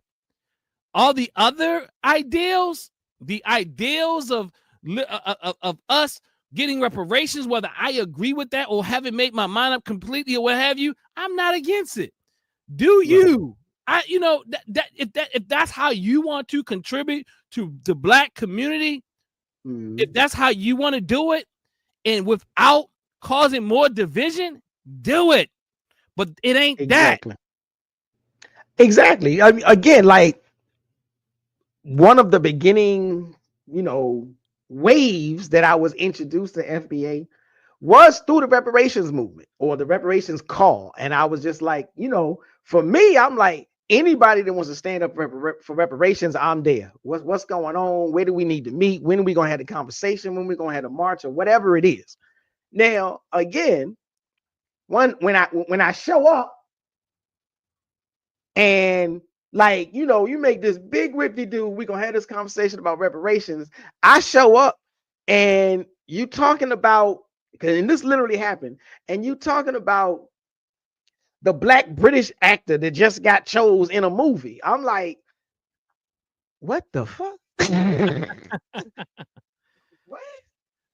And then I go to the next meeting, and now you're talking about the Jamaican actor that got chosen for this movie. And I'm like, wait a minute. I thought we was here for reparations. And so I'm just like, again, you can put something on the flyer, but then when we show up and you ain't even discussing what was on the flyer, I got a problem.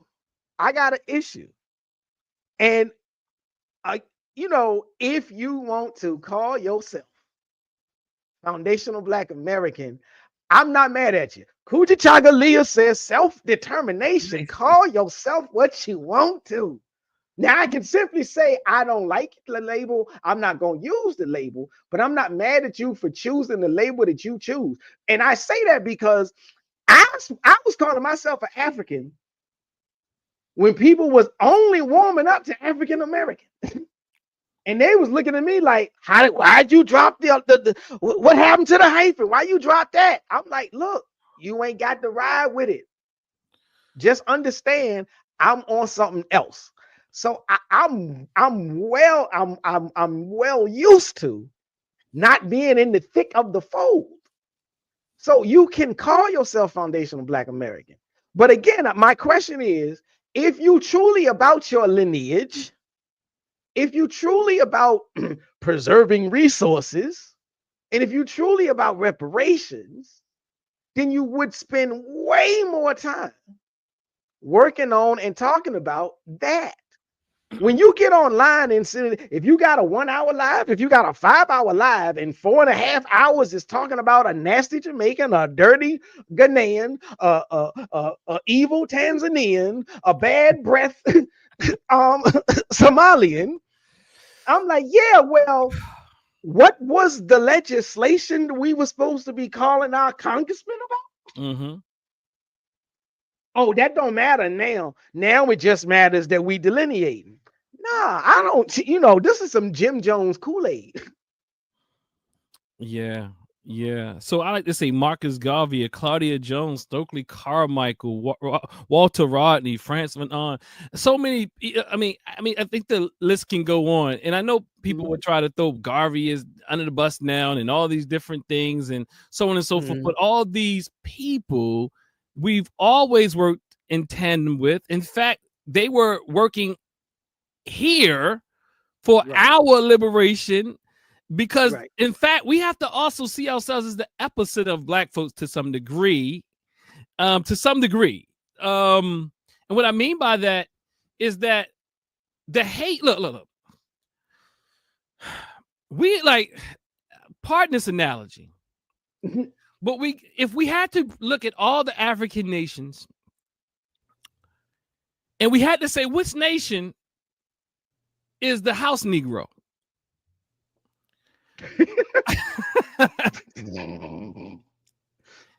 I'm not saying that others don't act more house Negro-ish. But what I am saying is we in the house. We quite literally are geographically placed. Yes, and sometimes the house Negro gets unwarranted attack.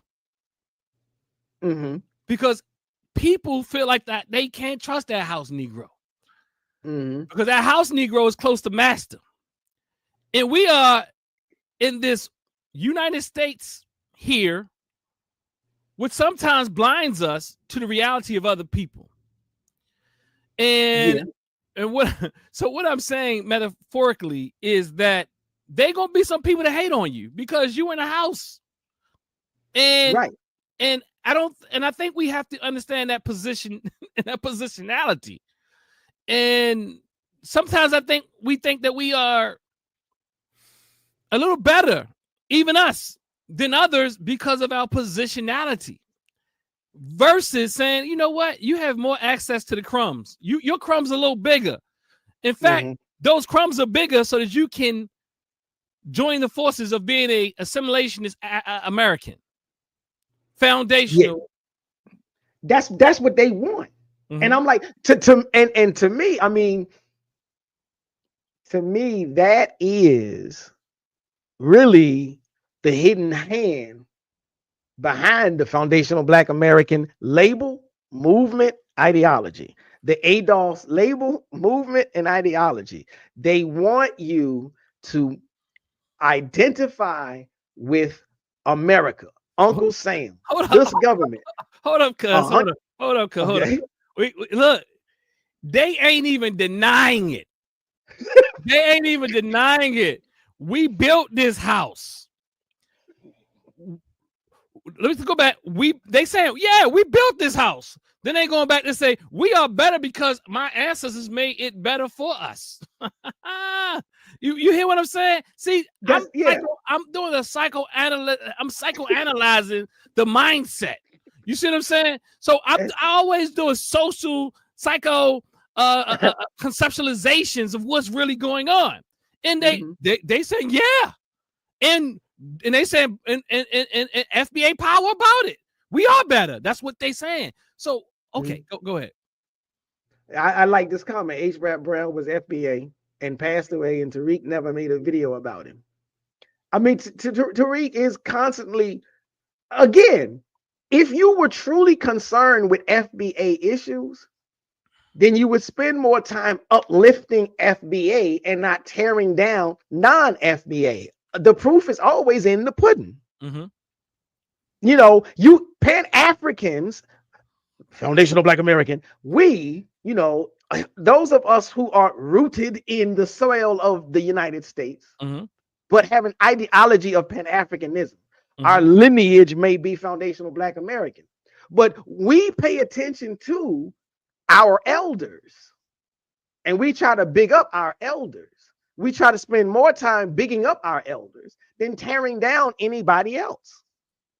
Tariq Nasheed wants to tear down everybody else. Yes, he wants to tear down. That's it. That's all he wants to do. He get his algorithm is based on who can I point a finger at now? Who can I say something nasty about now? Who can I say something slick about now? When you think about, I mean, I hate to go to like Paulo Freire, in his book Pedagogy of the Press.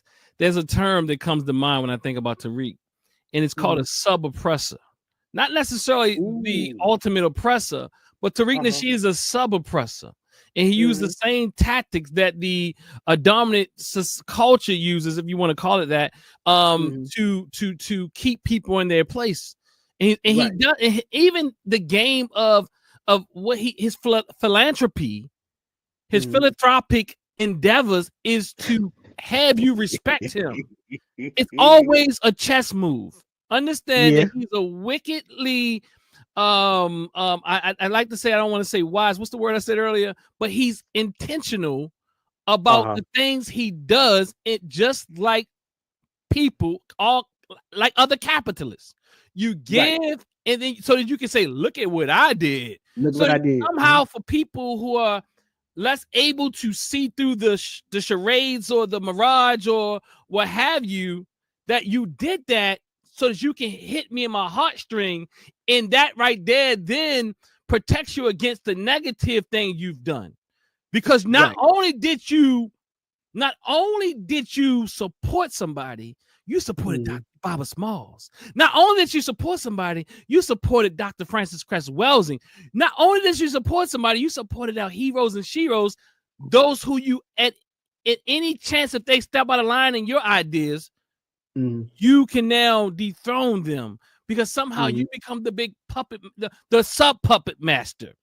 And again, you have to understand the ideology of a pimpologist. They make chess moves to hit you in your heartstrings to have you feel something more about them, and they have exploited people for in every way they can. They fundraise for Hidden Colors. Hidden Colors was trash, first of all. I'll be honest with you. I'm not saying the people on it was trash. I am saying the way that it was organized, some of the fallacies that has been presented, and all that type of thing, and the way that he positions himself as the one of the primary scholars from the beginning has been I saw it from the beginning. Many of us can't see things like that. He was no scholar. He's no scholar. But what he has done is he utilized these scholars around him, and then he parroted their talking points, even outdated talking points, because on the very film where he had Baba Ranoko Rashidi on there speaking about, Tariq Nasheed was talking about there was no more Tasmanians left.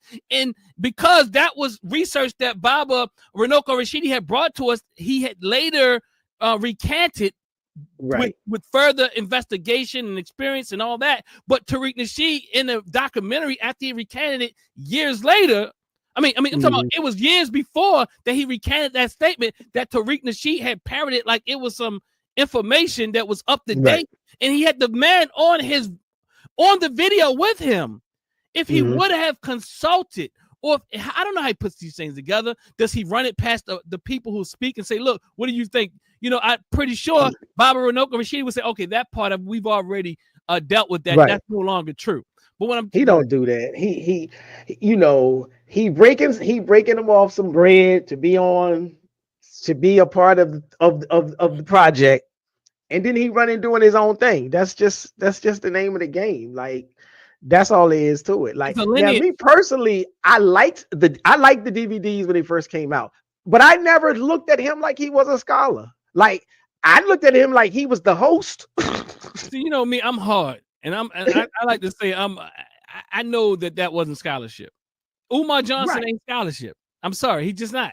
No, you know, and I never thought of either of them as scholars. Now, you know, some of the other people on there I thought were scholars, but I was just like, I remember even like having conversations with folk, and I was just like, I'm gonna slow down. I ain't gonna try to like punch in on this, because like even like I think like even one of my nieces hit me up one day and was like, have you ever heard of this thing, Hidden Colors? Have you ever seen this? This thing is so informative. I'm learning so much. And I was like, I ain't gonna rain on your parade. Go ahead, open your mind.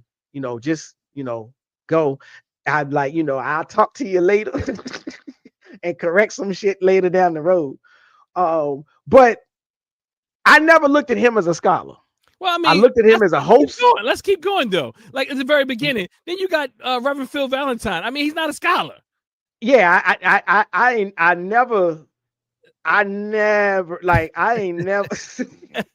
I mean, the more I go, the more I can show you how it wasn't really scholastic. For me, it's all the only scholars that really, you know, my go-to scholars was Dr. Ben, Dr. Clark, and check onto Diop. And those after that, we don't respect our true scholars, the ones you just mentioned. Even Baba Anthony Browder, he was on there, but like they underplayed the real scholars while they put all this extra mess around it. And the real scholars are the ones who they built, you know, they put them on there to say, look, you get the credibility. To get the credibility. And that is what Baba Smalls has been used for. How Baba Smalls has been used, and that's how Kaba's being used. And I'm not sure if Kaba's willing to wake up yet. I don't really want to say nothing about Kaba. I mean, I think I think I had like found out some stuff about him, and I was just like, he won't in my top 3 anyhow. So I don't know. You trying to do what you said. You trying to give some respect to the elders. And I know Dr. Umar ain't got no credits with you, but I always had like a certain modicum of respect for Dr. Umar for his you know, hard press insistence on Black men and Black women getting together and sticking together or staying together and that and whatnot. And so I kind of that was another one of my litmus tests. You know, if I'm gonna respect you like that, then his wife's Black, man. She been here. She been here. I mean, been here. What you mean? Okay, maybe I got the wrong brother, but. And I don't know. It ain't like I can call them up and be like, is this you? But no, you talking about that some white lady? Passed some pictures. No, some folk passed some pictures. That wasn't really. You talking about that white Kemetic lady that they put him out there with? I didn't go that far. I know it was a white chick, and like and brothers and sisters was both. That's telling not his me, wife. Like, this the wife. That's not his wife. I got a picture with his wife and my wife. When he came to see that some years ago, I mean, respectfully, he's never He's never. I've never. I mean, I think he's again being used. Right. Okay. And sometimes certain things can cloud our judgment. And I'm Mhm. talking about all of ours.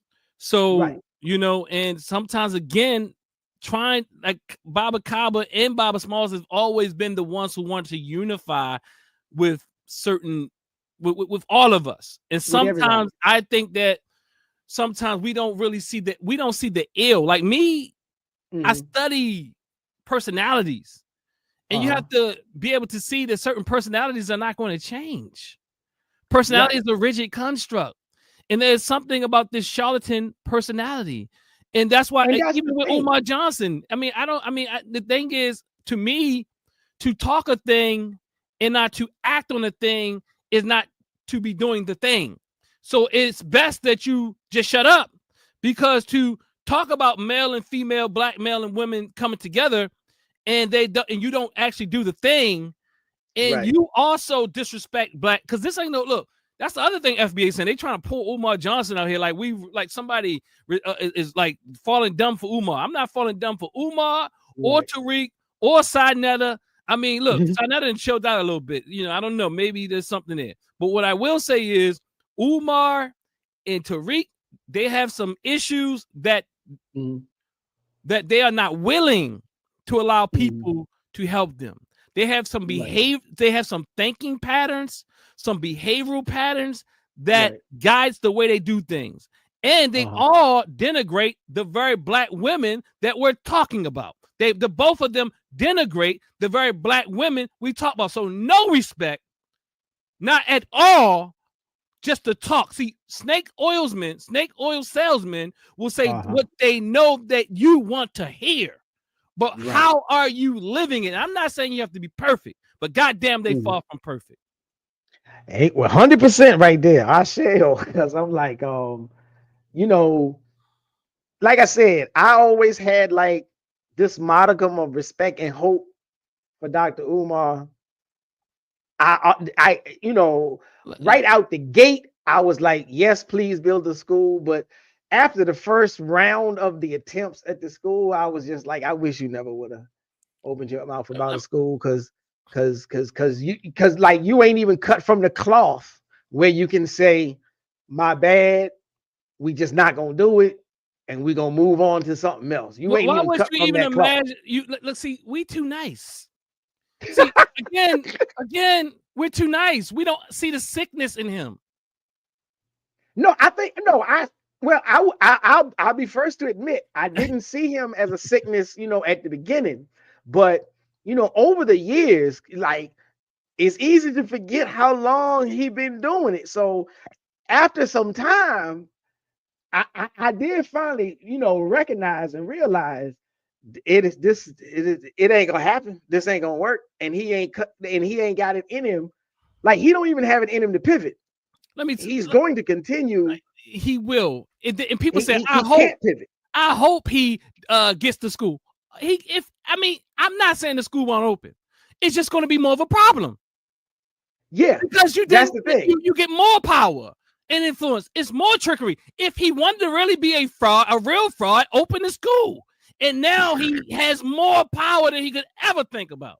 Because and more responsibility. It's going to be, more just to have it responsibility. open for one semester is going to be If, like, it's gonna he might get locked up. I don't think he can handle himself.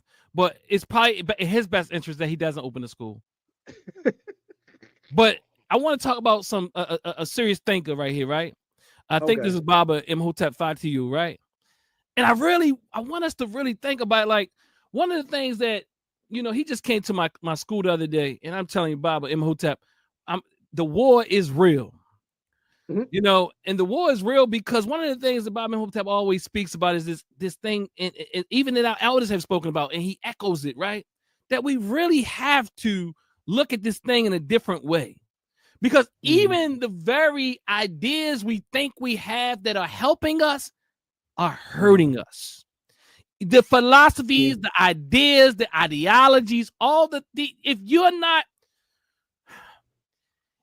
and I'm going to say most of us are not, we don't understand the significance of the of building off of white frames. Right. You know, Right. That's a hard one. Yeah, and I'm telling you, FBA is a white supremacy frame. I put a post out Yeah. yesterday. I want to talk about it. I want to bring people on, like I thought Dr. Maya earlier. I'm going to look, it's time for us to get, we need to unite forces. People, those of us who truly have hearts for our people, who identify as Pan-Africanists, African-centered, Black, whatever you identify and you love Black people, we can look past the label. Right. I'm talking about really love Black people across this world. And you want to see us do different. We want to really show up with a force, with a level of, you know, I'm saying like respect.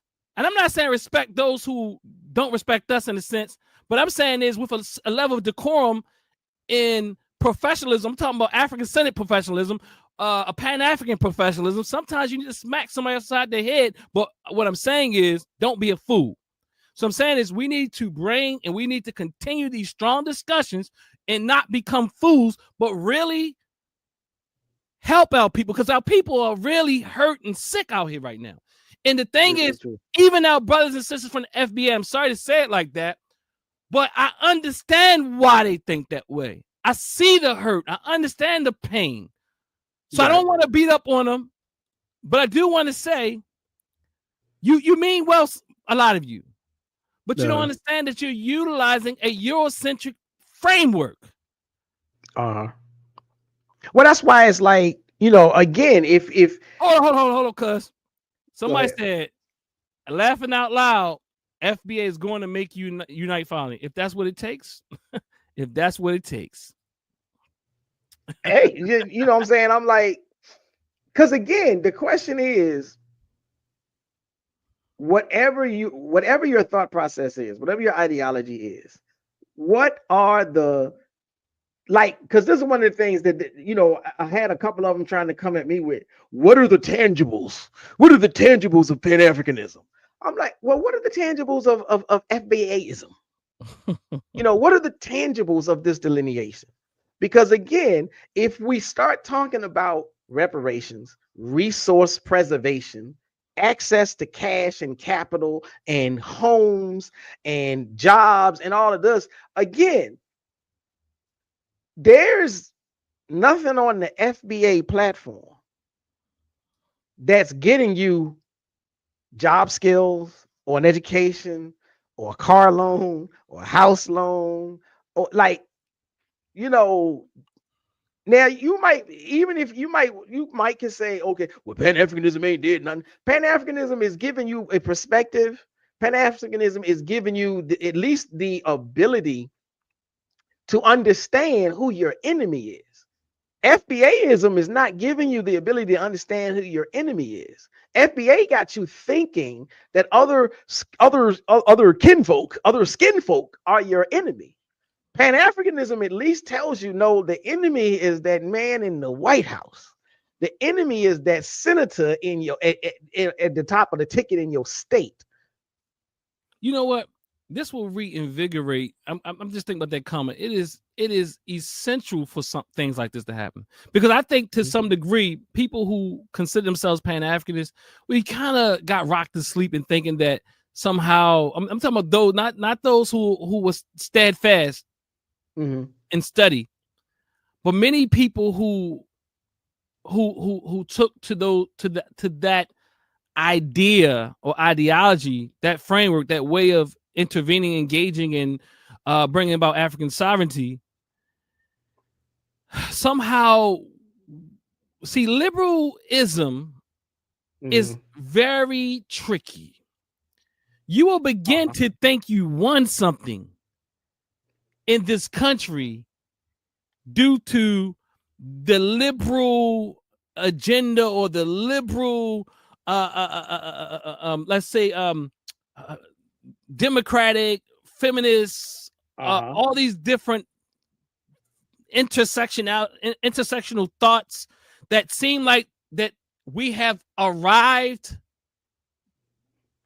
but really these were not. And And at the same time, all these, but African-centered thought was always, it was pigeonholed even more. We thought that they were allies, but they were lies.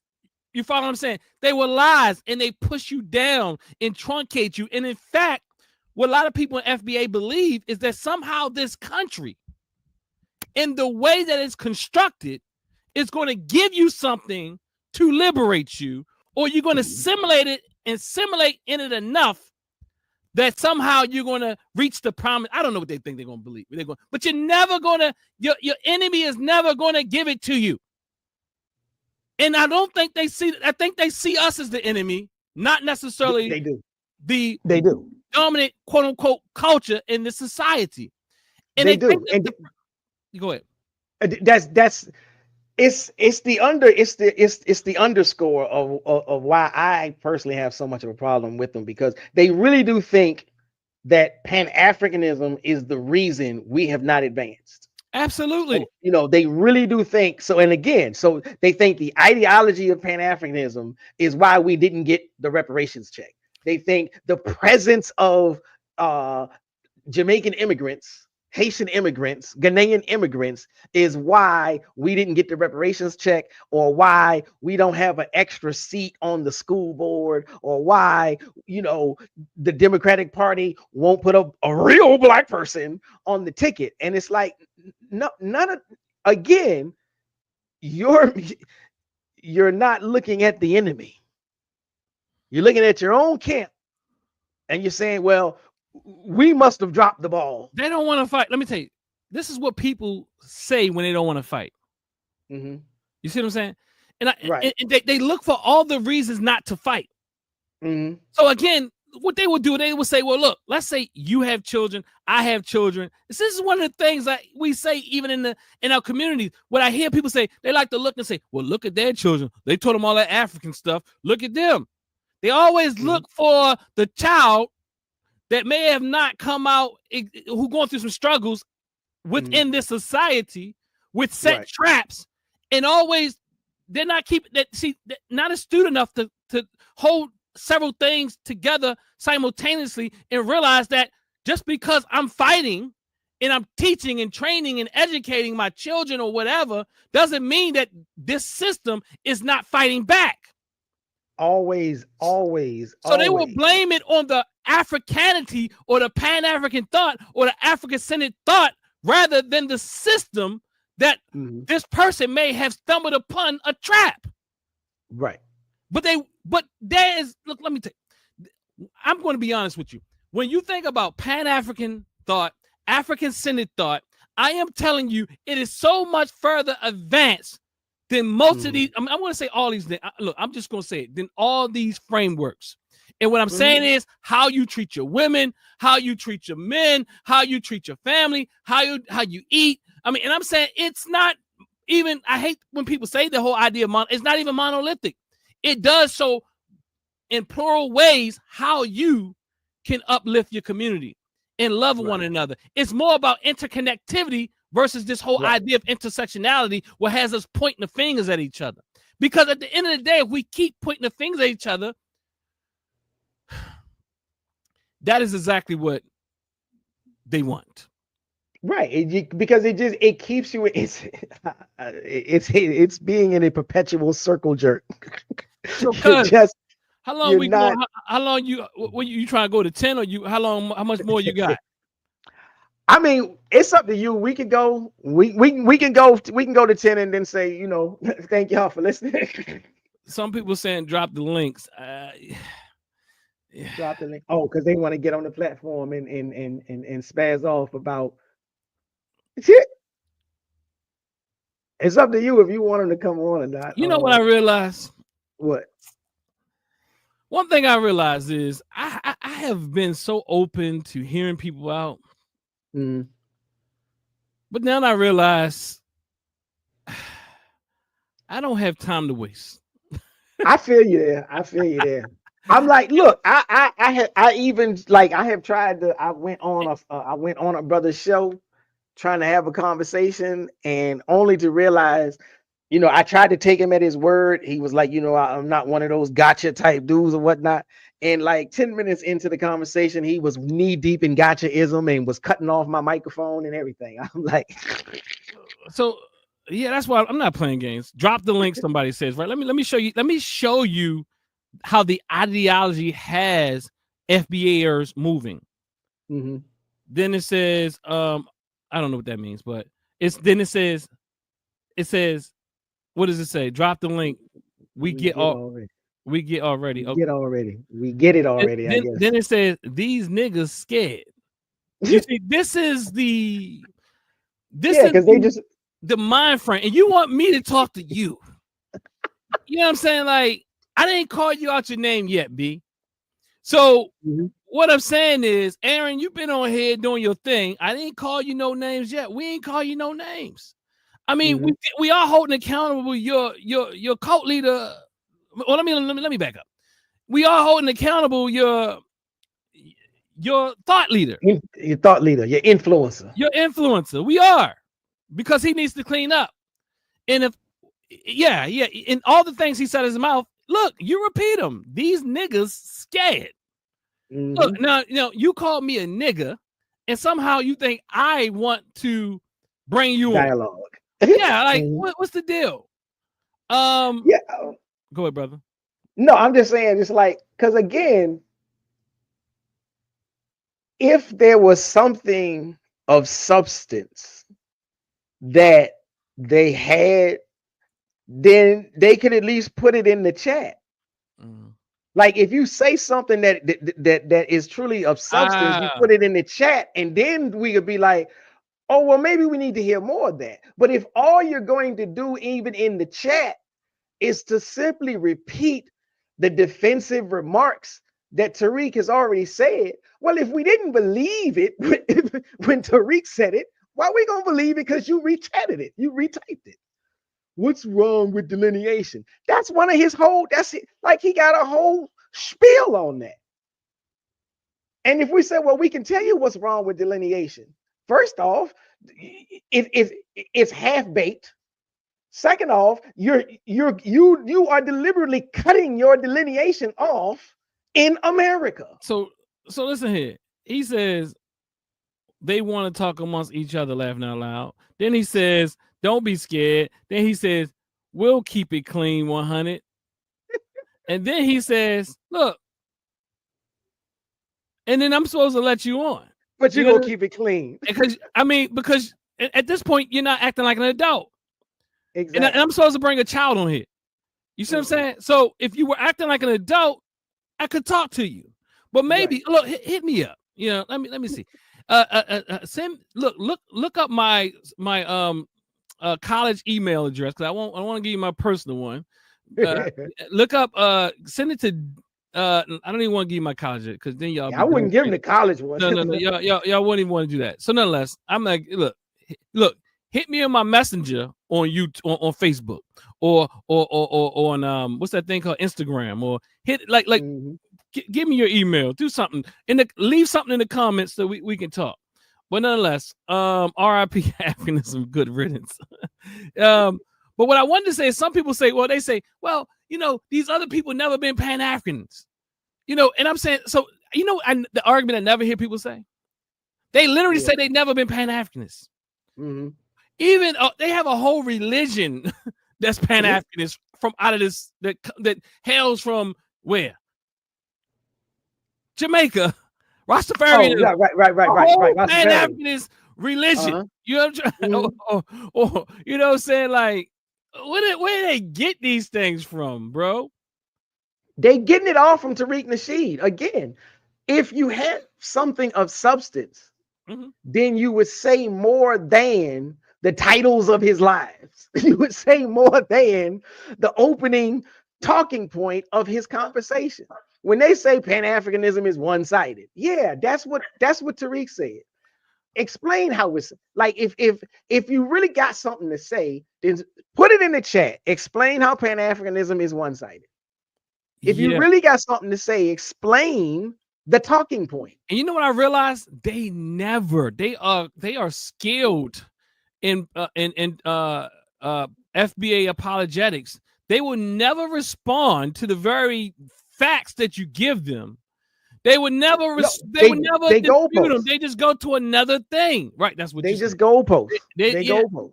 They would let me come in Top Flight TV. You want to appear authority yet hesitant to stand on people. Look, and guess what? They are the best type of gaslighters, and they think that somehow they calling names and saying you're weak. These are bully tactics you saw in middle school, isn't it? Like, you scared. You scared. Say you scared. Yeah, it's like, again, it's like that only works on the playground. That only works with the child. At this point, it doesn't work with grown men. It doesn't work with adults and sober-minded individuals. Again, if you really had something to offer, to say of substance, then you would have put it in the chat. So yeah, if there was something I agree. I think I think that's a little bit over the head, but nonetheless, before we, hey, cuz, well, you got anything in closing? Because at this point, I think we've done our work, our job here. We appreciate all the FBA people stopping by. We love y'all, believe it or not. I mean, I don't have an issue with FBAs delineating and saying, I'm proud to be this melanated individual who lives in the United States and whose family survived the transatlantic slave Holocaust, the Ma'afa. I don't have a problem with people who say that. If that's all you said, then we good. We can go break bread and get on about the business of advancing the community. But that ain't where y'all stop. Absolutely. And that's the problem. Absolutely. Y'all never stop there. But that's, I ain't gonna say too much more. Bob Imhotep said, they are not on your level. Do not entertain them. Their language reveals the quality of their mind. Ashe. 100. And I used to be, all right, let's try to dialogue. But somebody had the name intuition up there earlier. Yeah, my intuition. I'm intuitively listening to my intuition. That makes sense. And I'm not, going to allow you to make this a clown show, because we had a beautiful talk, me and Big Cuz, you know what I mean? And there's so much beautiful things going on in our Pan-Africanist spaces. There's so much beautiful things going on in our African-centered spaces. We are not deluded by the idea that we haven't done anything. We know we've done many things. Right. I mean, you couldn't even hold the bootstrap of what Pan-Africanism, Afrocentrism, and other forms of even serious Black thought has given to this world. We're also not deluded by the idea that there's things that help you survive in this country, and just survival type programs, and then there's liberatory things. And what you're talking about has nothing to do with the end goal of liberation and African sovereignty. What you're doing is trying to integrate. So when I think about William Cross's Black identity model, I would imagine that FBA should have their own category. William Cross has passed on now, but assimilationist is one of the categories, and I think that they will fall in that category to some great degree, and they will also fall into that, and perhaps maybe another category. They'll probably score high on those levels. But nonetheless, I'm speaking a bunch of social science, which is above their leaders' pay grade. And I don't want to bore you with all of that type of thing, because somehow we listen to unqualified people. And again, I'm not saying people have to go to school, because I will say that one of the greatest thinkers of this time, as it presents in our era, we have Brother Imhotep on here. We have Dr. Mayat. I'm going to tell you, cuz the reason why I asked Big Cuz to come on, because he's a serious thinker. Go over there and subscribe to his channel. You know what I'm saying? I'm saying serious. Huh? No, I said, yeah, come on, hit my channel up. Go over there and subscribe to his station. Go, FBA people, go over there and heckle them a little bit. Heckling helps, heckling helps. True that. What you got, cuz? No, like I said, I appreciate the conversation. I appreciate, the big ups and the holler out and telling people to follow me and whatnot.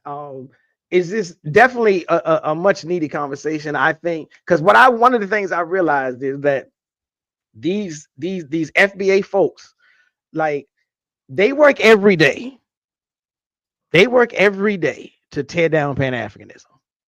So if Pan-Africanists are not working every day to explain, defend, and fight back, then that's on us. That's our fault. That's Listen, and we're gonna end up being the losers of the thing. listen to the implication here. FBA really got people in the feelings. In the feelings. This is so sad. You said I'm FBA just by my birthright, and now you said FBA got people. I thought I was FBA. So FBA, if you had to turn around, got people in their feelings. Listening to your logic, you and your feelings. So yes, FBA. I mean, if I'm FBA by my birthright, then I must have, like, what are you talking about? See, that's again how we know it's an organization. An unorganized organization, a loosely organized organization, whatever you want to call it, or thought form, or ideology. That's really what it is. It's an ideology. You cannot escape it. Huh? It's a COINTELPRO cult. Yes, you can't. People, well, Pan-Africanism is ideology and FBA is a lineage. No, FBA is an ideology. It is an identity. It says things about lineage, but also you can't say that being African is not a lineage, or even Pan-African is not more of a collective lineage of African people that find themselves within different nations, including the American African. I mean, you might not agree with that conceptually, but I mean, if you could try, see, I can understand FBA conceptually, whether I agree with it or not. But if you can't understand African conceptually, then see, it shows you that you see. That's why I'm saying that we are able to hold nuance here. We're able to say whether I agree with it or not. I understand why you think is important, whether I agree or not. Whether I agree with the political goals, whether I agree or disagree, whatever, I can hold that I understand why you believe that is significant. Right. Ancient Henry McTurner was one of the first to advocate for some form of reparation in the U.S. Say that because if you're gonna read it, let people hear it. Oh, okay, my bad. Okay, Bishop Henry McNeil Turner was one of the first to advocate for some form of reparation from the USA government in the late 1800s. Bishop Henry McNeil Turner was a Pan-African advocate. Ashe.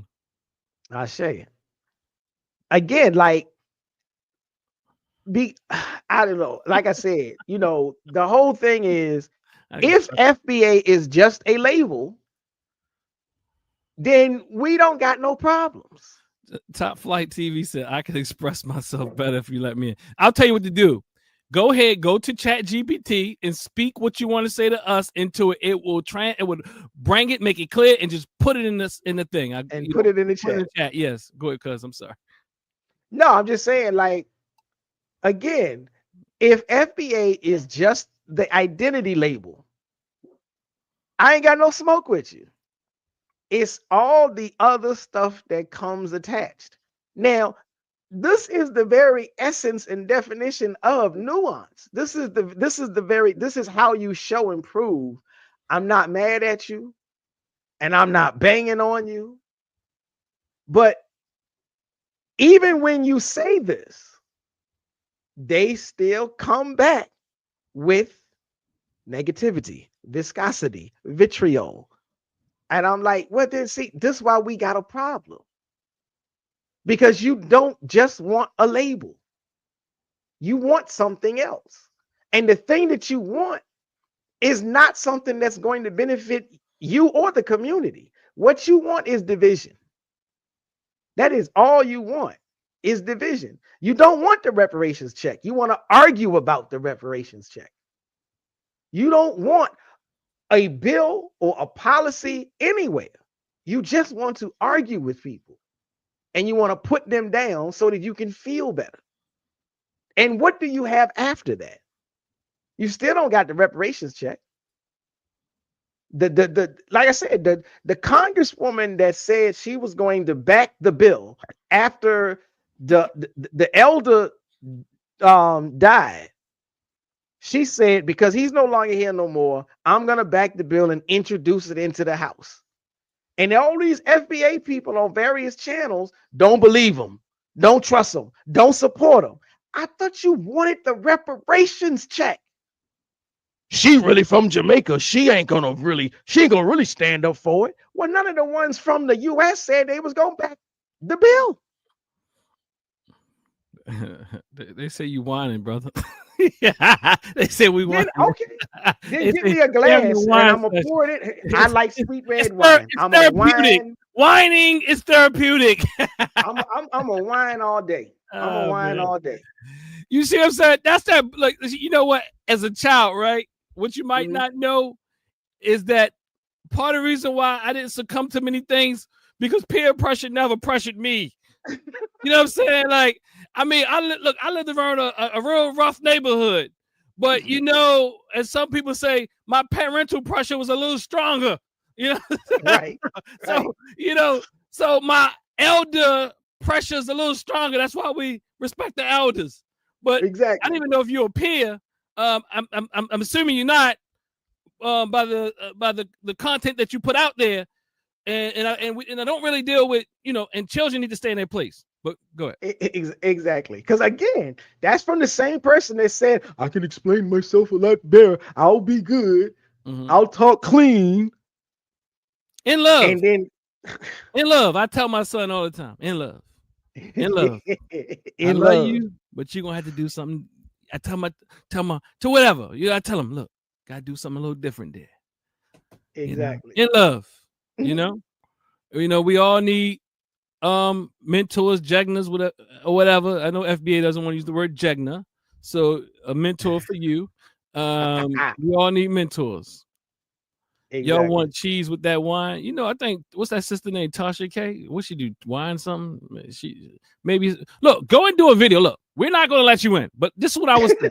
Go and do a response video and make sure you tag us in it. Make sure, look, I'm Dr. Dennis Assault Winkler. Will you, Professor?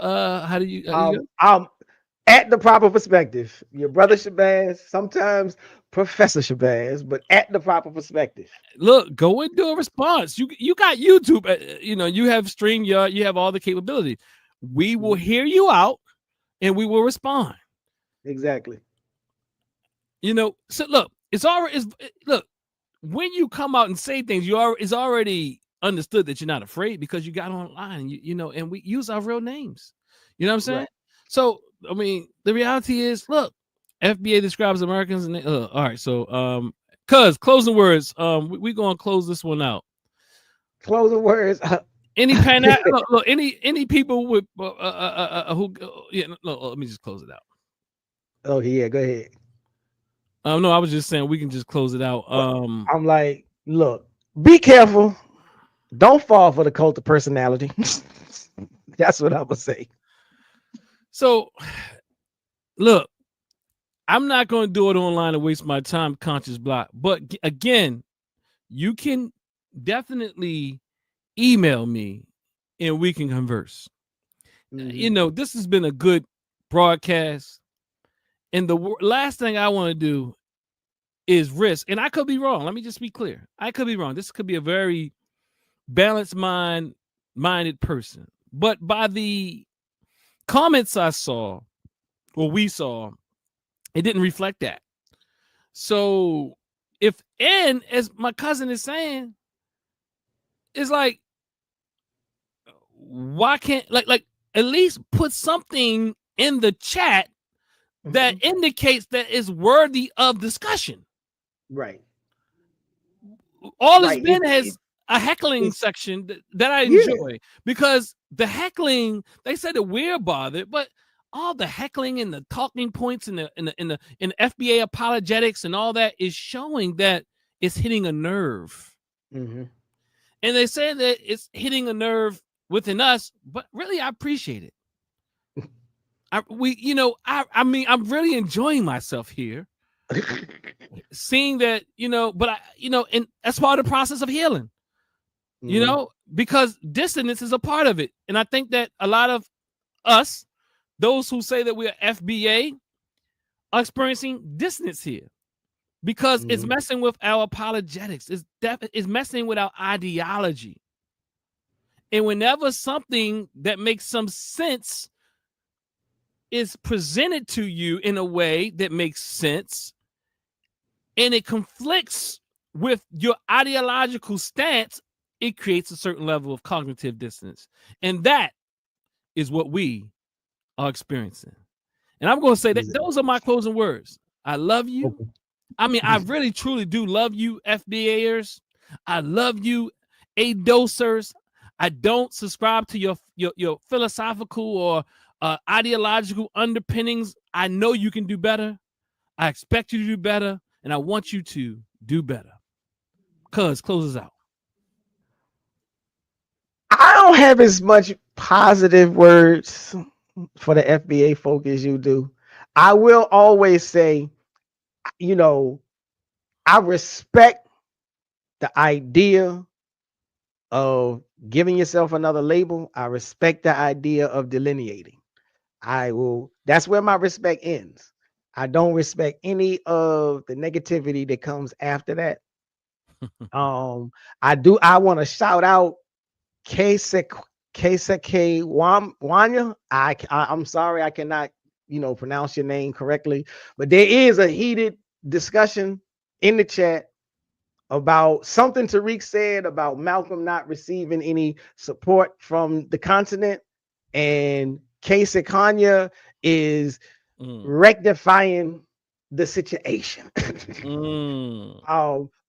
But again, it's an example of why I don't have a lot of patience for the FBA folk, because they start at the top with something that sound good, and then they start throwing a whole lot of negativity and a whole lot of misinformation, a whole lot of lies, and it's like, now it's our job to clean up all of this mess. And it's a distraction to the real goal, to the actual goals. Every time you got to come back around and clean up a mess of lies that somebody done said, because folks start believing it. That's what irritates me the most about the FBA movement. If all you wanted to do was delineate and be proud of being a descendant of the plantation system and Jim Crow, then I'm right there with you. But after that, I ain't got nothing for you. But this is Shabazz, your brother Shabazz, sometimes Professor Shabazz. YouTube.com/@theproperperspective. Hit me up, hit the like button, hit the share button, and we will do this again. Bob, so I appreciate that, brother, Professor Shabazz, and and just to keep it clean and clear, I'm talking about the human being behind it, because I understand they are misguided, misled, and the illness that white supremacy puts upon us. I love Black African people, and I want to help in that process of healing them. But I do also understand that not everybody's going to be saved. And with that, follow your brother, Dr. Dennis Asar Winkler, on all platforms at Dr. That's Dr. Dennis Asar Winkler, TikTok, Instagram, YouTube, Facebook. Just look up Dennis Asar Winkler. Until next time, family. You got something, Bob? No, I'm good. All right. We're going to sign out, family. We appreciate y'all joining us. I appreciate the FBAs for at least bringing in and showing us, improving our points, that the ideology is thick and strong and nonsense. But we appreciate it. I'm not talking about the delineation. I'm talking about all the stuff after that. Peace and power. Peace.